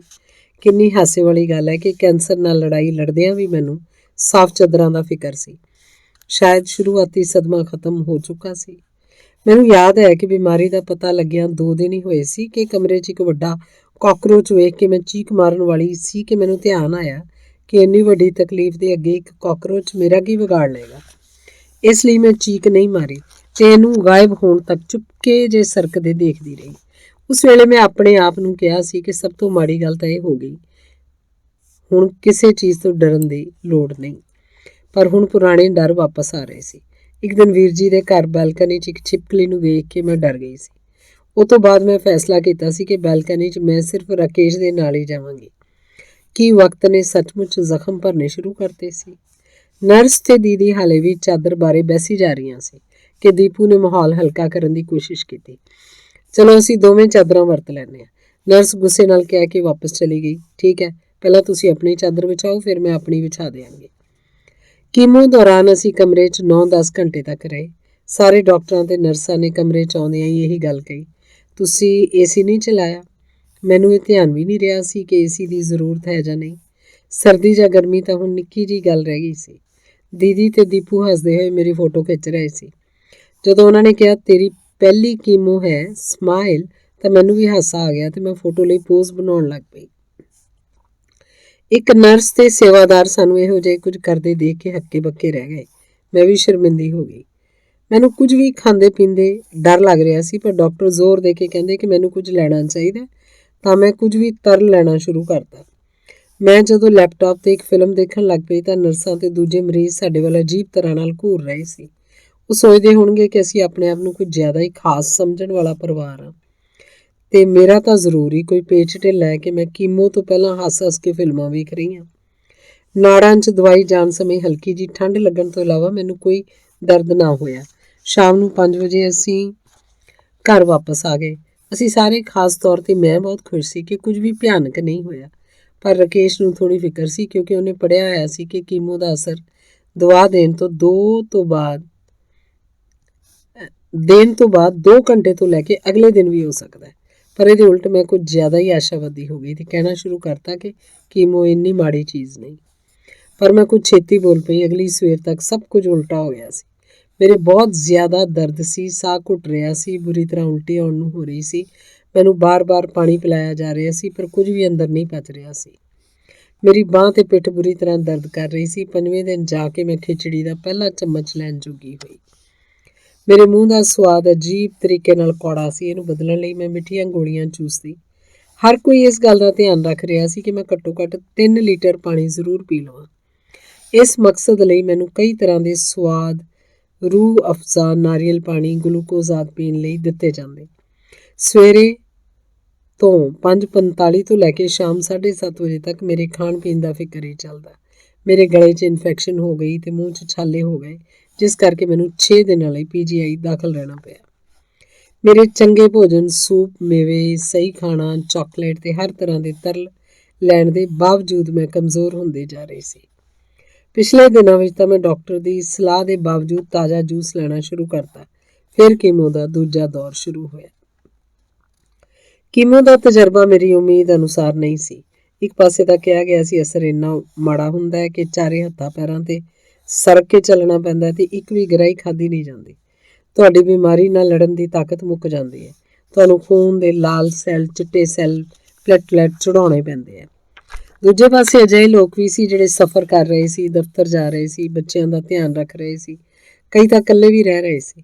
ਮੈਨੂੰ ਰਾਕੇਸ਼ ਤੋਂ ਪਤਾ ਲੱਗਿਆ ਸੀ ਕਿ ਕੀਮੋ 3 ਹਿਸਾਬ ਨਾਲ ਦਿੱਤੀ ਜਾਂਦੀ ਹੈ: ਹਲਕੀ, ਦਰਮਿਆਨੀ ਤੇ ਤੇਜ਼। ਮੈਨੂੰ ਭਰੋਸਾ ਸੀ ਕਿ ਮੇਰੀ ਕੀਮੋ ਦੀ ਮਾਤਰਾ ਹਲਕੀ ਹੋਏਗੀ। ਮੈਂ ਤਾਂ ਅਸਲ 'ਚ ਪੂਰੇ ਦਿਨਾਂ ਦੀ ਯੋਜਨਾ ਬਣਾ ਰੱਖੀ ਸੀ, ਕਸਰਤ, ਮੈਡੀਟੇਸ਼ਨ, ਸੈਰ, ਸੰਗੀਤ, ਪੜ੍ਹਨਾ ਲਿਖਣਾ। ਮੈਂ ਸੋਚਿਆ ਸੀ ਇਹ 5 ਮਹੀਨੇ ਮੈਂ ਅਗਲੀ ਕਿਤਾਬ ਪੂਰੀ ਕਰਨ ਲਈ ਵਰਤ ਲਵਾਂਗੀ। ਜਿਵੇਂ ਜਿਵੇਂ ਕੀਮੋ ਦੀ ਤਾਰੀਖ ਨੇੜੇ ਆਉਂਦੀ ਗਈ, ਮੈਂ ਆਪਣੇ ਪ੍ਰੋਗਰਾਮ ਬਾਰੇ ਸੋਚਦੀ ਰਹੀ ਤੇ ਰਾਕੇਸ਼ ਦੂਜੀ ਤਿਆਰੀ ਕਰਦੇ ਰਹੇ। ਉਹਨਾਂ ਨੇ ਖਾਣ ਪੀਣ ਦੇ ਵੱਖ-ਵੱਖ ਤਰ੍ਹਾਂ ਦੇ ਡੱਬੇ, ਬੋਤਲਾਂ, ਪੈਕੇਟ ਪੂਰੇ ਚੰਡੀਗੜ੍ਹ ਤੋਂ ਇਕੱਠੇ ਕਰ ਲਿਆਂਦੇ। ਸਾਰਾ ਸਮਾਨ ਸੀ, ਵੱਖ-ਵੱਖ ਤਰ੍ਹਾਂ ਦੇ ਜੂਸ ਤੋਂ ਲੈ ਕੇ ਮਿਲਕ ਸ਼ੇਕ, ਨਾਰੀਅਲ ਪਾਣੀ, ਸਕੁਐਸ਼, ਠੰਡਾਈ, ਹਰ ਕਿਸਮ ਦੇ ਮੇਵੇ, ਅੰਜੀਰ, ਬਦਾਮ, ਅਖਰੋਟ, ਨਿਊਜ਼ੇ, ਕਾਜੂ, ਸੁੱਕੀ ਖੁਰਮਾਣੀ, ਹਰ ਕਿਸਮ ਦੇ ਸਨੈਕਸ, ਚਨਾ, ਮੱਕੀ, ਮਿਕਸ ਦਾਲ, ਚਾਕਲੇਟ, ਹਰ ਤਰ੍ਹਾਂ ਦੀਆਂ ਟੌਫੀਆਂ। ਇਹ ਸਾਰਾ ਸਮਾਨ ਅਲਮਾਰੀ 'ਚ ਭਰ ਦਿੱਤਾ ਗਿਆ। ਸ਼ੁਰੂ 'ਚ ਮੈਨੂੰ ਹਾਸਾ ਆਉਂਦਾ ਸੀ ਕਿ ਅਜਿਹੀ ਬਿਮਾਰੀ 'ਚ ਇਹ ਸਾਰਾ ਕੁਝ ਕੌਣ ਖਾਏਗਾ, ਪਰ ਰਾਕੇਸ਼ ਸਹੀ ਸੀ। ਮੈਨੂੰ ਬਾਅਦ 'ਚ ਪਤਾ ਲੱਗਿਆ ਕਿ ਤੁਹਾਨੂੰ ਵੱਖ-ਵੱਖ ਚੀਜ਼ਾਂ ਚਾਹੀਦੀਆਂ ਹਨ। ਇੱਕ ਦਿਨ ਇੱਕ ਚੀਜ਼ ਲਓ, ਦੂਜੇ ਦਿਨ ਹੋਰ। ਜੀ ਕੱਚਾ ਹੋਣ ਦੇ ਦਿਨਾਂ 'ਚ ਟੌਫੀਆਂ ਨੇ ਮੈਨੂੰ ਕਾਫੀ ਸਹਾਰਾ ਦਿੱਤਾ। ਕੁਝ ਵੀ ਤਰ ਲੈਣ ਮਗਰੋਂ ਮੈਂ ਸਵਾਦ ਬਦਲਣ ਲਈ ਟੌਫੀ ਮੂੰਹ 'ਚ ਪਾ ਲੈਂਦੀ ਤਾਂ ਕਿ ਉਲਟੀ ਨਾਲ ਬਾਹਰ ਨਾ ਨਿਕਲ ਜਾਏ। ਹਰ ਕੀਮੋ ਤੋਂ ਬਾਅਦ ਦੂਜੇ ਤੋਂ 8ਵੇਂ ਦਿਨ ਤੱਕ ਮੈਂ ਟੌਫੀ ਨੂੰ ਥੋੜ੍ਹਾ ਜਿਹਾ ਚੂਸ ਕੇ ਸੁੱਟ ਦਿੰਦੀ। 3 ਵਿਅਕਤੀ ਲਗਾਤਾਰ ਮੇਰਾ ਧਿਆਨ ਰੱਖਦੇ, ਮੇਰਾ ਹੱਥ ਫੜਨਾ, ਮੈਨੂੰ ਵਾਸ਼ਰੂਮ ਲੈ ਕੇ ਜਾਣਾ, ਉਲਟੀ ਸਮੇਂ ਸੰਭਾਲਣਾ, ਖਾਣਾ ਬਣਾਉਣਾ, ਮੇਰੀਆਂ ਲੱਤਾਂ ਤੇ ਪੈਰਾਂ ਦੀ ਮਾਲਿਸ਼ ਕਰਨੀ ਤੇ ਦਿਨ ਰਾਤ ਮੇਰੇ ਨਾਲ ਬੈਠਣਾ। ਰਾਕੇਸ਼ ਤਾਂ ਮੇਰੇ ਵਾਸ਼ਰੂਮ ਜਾਣ ਦੇ ਸਮੇਂ ਨੂੰ ਛੱਡ ਕੇ ਮੇਰੀਆਂ ਨਜ਼ਰਾਂ ਤੋਂ ਪਰੇ ਨਹੀਂ ਸੀ ਹੁੰਦੇ। ਕੀਮੋ ਦੇ ਪਹਿਲੇ ਰਾਊਂਡ 'ਚ ਮੈਨੂੰ ਲੱਗਾ ਕਿ ਇਹ ਇਲਾਜ ਤਾਂ ਪਹਿਲੇ ਨਾਲੋਂ ਵੀ ਔਖਾ ਹੈ। ਮੇਰਾ ਦਿਲ ਕਰਦਾ ਸੀ ਕਿ ਵਿੱਚ ਹੀ ਸਭ ਕੁਝ ਛੱਡ ਦਿਆਂ, ਪਰ ਜਿਉਣ ਦੀ ਤਾਂਘ ਨੇ ਜ਼ੋਰ ਪਕੜ ਲਿਆ ਸੀ। ਸਾਰੀ ਵਾਰੀ ਦੀ ਕੀਮੋ 'ਚ ਕੁਝ ਸਾਂਝੇ ਲੱਛਣ ਵੇਖਣ ਨੂੰ ਮਿਲੇ।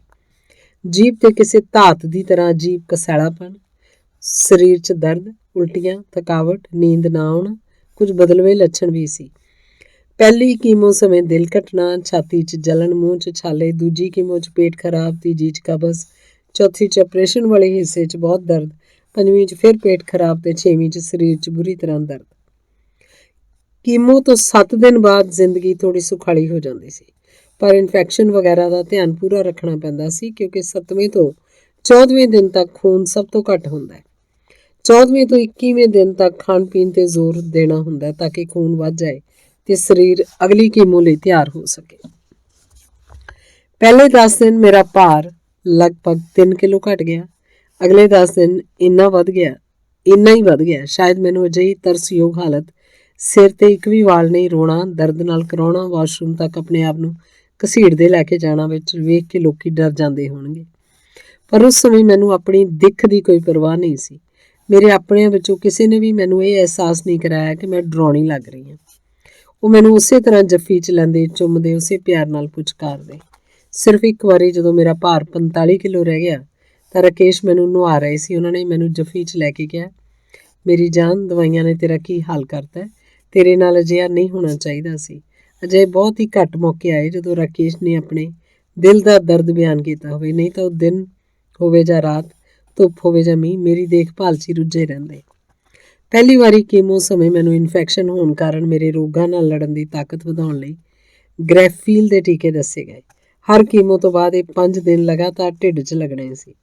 ਮੇਰੇ ਹੁਣ ਅਣਗਿਣਤ ਵਾਰੀ ਸੂਈਆਂ ਚੁੱਭ ਚੁੱਕੀਆਂ ਸੀ, ਪਰ ਮੈਨੂੰ ਹਾਲੇ ਵੀ ਟੀਕੇ ਤੋਂ ਡਰ ਹੀ ਲੱਗਦਾ ਸੀ। ਕੀਮੋ ਦੀਆਂ ਦਵਾਈਆਂ ਕਾਰਨ ਮੇਰੀਆਂ ਨਾੜਾਂ ਗੂੜ੍ਹੇ ਨੀਲੇ ਰੰਗ ਦੀਆਂ ਹੋ ਗਈਆਂ ਸੀ। ਦੂਜੀ ਗੱਲ ਇਹ ਸੀ ਕਿ ਆਪਰੇਸ਼ਨ ਤੇ ਲਿੰਫ ਨੋਡਸ ਕੱਢਣ ਤੋਂ ਬਾਅਦ ਸੱਜੀ ਬਾਂਹ ਪਹੁੰਚ ਤੋਂ ਬਾਹਰ ਹੋਣ ਕਾਰਨ ਖੱਬੀ ਬਾਂਹ 'ਤੇ ਸੂਈਆਂ ਖੁੱਭਦੀਆਂ ਰਹਿੰਦੀਆਂ। ਚੌਥੀ ਕੀਮੋ ਤੋਂ ਬਾਅਦ ਤਾਂ ਨਾੜ ਲੱਭਣੀ ਵੀ ਔਖੀ ਹੋ ਗਈ।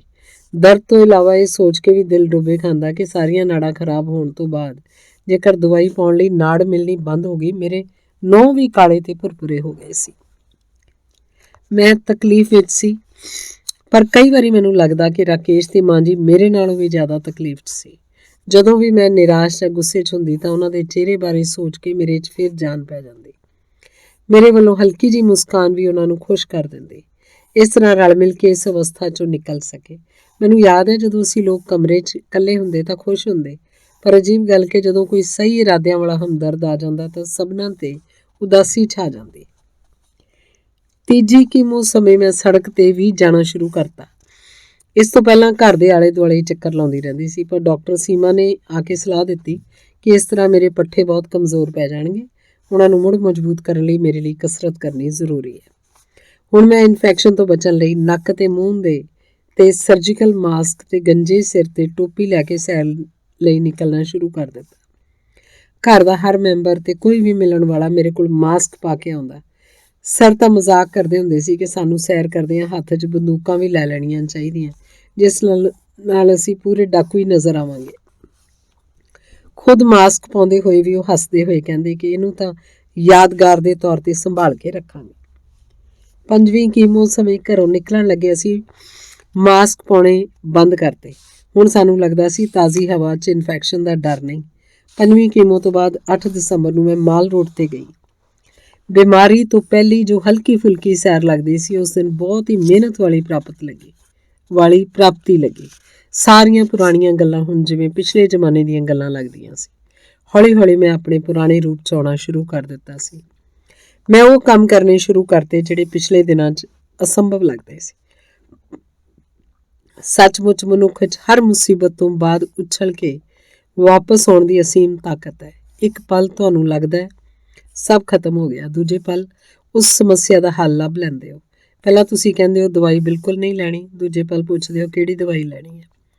ਪਹਿਲੀ ਕੀਮੋ ਤੋਂ ਇੱਕਦਮ ਬਾਅਦ ਸੋਚਦੇ ਹੋ ਅਗਲੀ ਕੀਮੋ ਨਹੀਂ ਕਰਵਾਉਣੀ, ਥੋੜ੍ਹੀ ਦੇਰ ਬਾਅਦ ਹੀ ਸੋਚਦੇ ਹੋ ਸਿਰਫ 5 ਕੀਮੋ ਹੀ ਤਾਂ ਰਹਿ ਗਈਆਂ ਨੇ। ਇਸ ਤਰ੍ਹਾਂ ਗਿਣ ਕੇ ਹੀ ਹਰ ਕੀਮੋ ਦਾ ਦੌਰ ਪੂਰਾ ਹੁੰਦਾ ਰਿਹਾ। ਕੀਮੋ ਤੋਂ ਅਗਲੀ ਸਵੇਰ ਸਭ ਤੋਂ ਭੈੜੀ ਹੁੰਦੀ ਸੀ, ਜਦੋਂ ਉਲਟੀਆਂ ਵੀ ਆਉਂਦੀਆਂ ਤੇ ਖਾਇਆ ਨਾ ਜਾਣ ਕਾਰਨ ਪੇਟ ਵੀ ਖਾਲੀ ਰਹਿੰਦਾ। ਮੇਰੇ 'ਚ ਬਾਥਰੂਮ ਜਾਣ ਦੀ ਹਿੰਮਤ ਨਾ ਹੁੰਦੀ ਤੇ ਆਪਣੇ ਫਰਿਸ਼ਤਿਆਂ ਦੀਆਂ ਹਮਦਰਦੀਆਂ ਭਰੀਆਂ ਆਵਾਜ਼ਾਂ ਦੇ ਸਹਾਰੇ ਮੈਨੂੰ ਇਹ ਕੰਮ ਵੀ ਬਿਸਤਰ 'ਤੇ ਲੇਟਿਆਂ ਹੀ ਕਰਨੇ ਪੈਂਦੇ। ਰੋਜ਼ ਦਾ 4 ਲੀਟਰ ਪਾਣੀ ਪੀਣਾ ਬਹੁਤ ਵੱਡਾ ਕੰਮ ਸੀ। ਰਾਕੇਸ਼ ਨੇ ਤਾਂ ਡਾਇਰੀ ਲਾ ਰੱਖੀ ਸੀ ਜਿਸ 'ਚ ਸਾਰਾ ਕੁਝ ਲਿਖ ਲਿਆ ਜਾਂਦਾ। 100 ਮਿਲੀਲੀਟਰ ਪਾਣੀ, 1 ਚਮਚਾ ਚਾਵਲ, 1 ਟੌਫੀ, ਸਰੀਰ ਦੇ ਤਾਪਮਾਨ ਦਾ ਘਟਣਾ ਵਧਣਾ, ਦਰਦ, ਬੇਚੈਨੀ, ਸਾਰਾ ਕੁਝ ਦਿਨ ਤੇ ਸਮੇਂ ਸਮੇਤ ਲਿਖ ਲਿਆ ਜਾਂਦਾ। ਫਿਰ ਜਦੋਂ ਮੁਕਾਬਲਾ ਪਿਛਲੇ ਸੈਸ਼ਨ ਦੀ ਕੀਮੋ ਨਾਲ ਕਰਦੇ ਤਾਂ ਉਹਨਾਂ ਨੂੰ ਪਤਾ ਹੁੰਦਾ ਸੀ ਚੌਥੇ ਜਾਂ 5ਵੇਂ ਦਿਨ ਮੈਂ ਅੱਧਾ ਕੁ ਕੇਲਾ ਲਵਾਂਗੀ। ਫਿਰ ਹੌਲੀ ਹੌਲੀ ਠੋਸ ਭੋਜਨ 'ਤੇ ਆ ਜਾਵਾਂਗੀ। ਸਵੇਰੇ 5 ਵਜੇ ਤੋਂ ਲੈ ਕੇ ਸ਼ਾਮੀ 8 ਵਜੇ ਤੱਕ ਸਾਰੇ ਇਸੇ 'ਚ ਰੁੱਝੇ ਰਹਿੰਦੇ ਕਿ ਕਿੰਨੇ ਮਿਲੀਲੀਟਰ ਤੇ ਕਿੰਨੀਆਂ ਗਰਾਹੀਆਂ ਅੰਦਰ ਗਈਆਂ।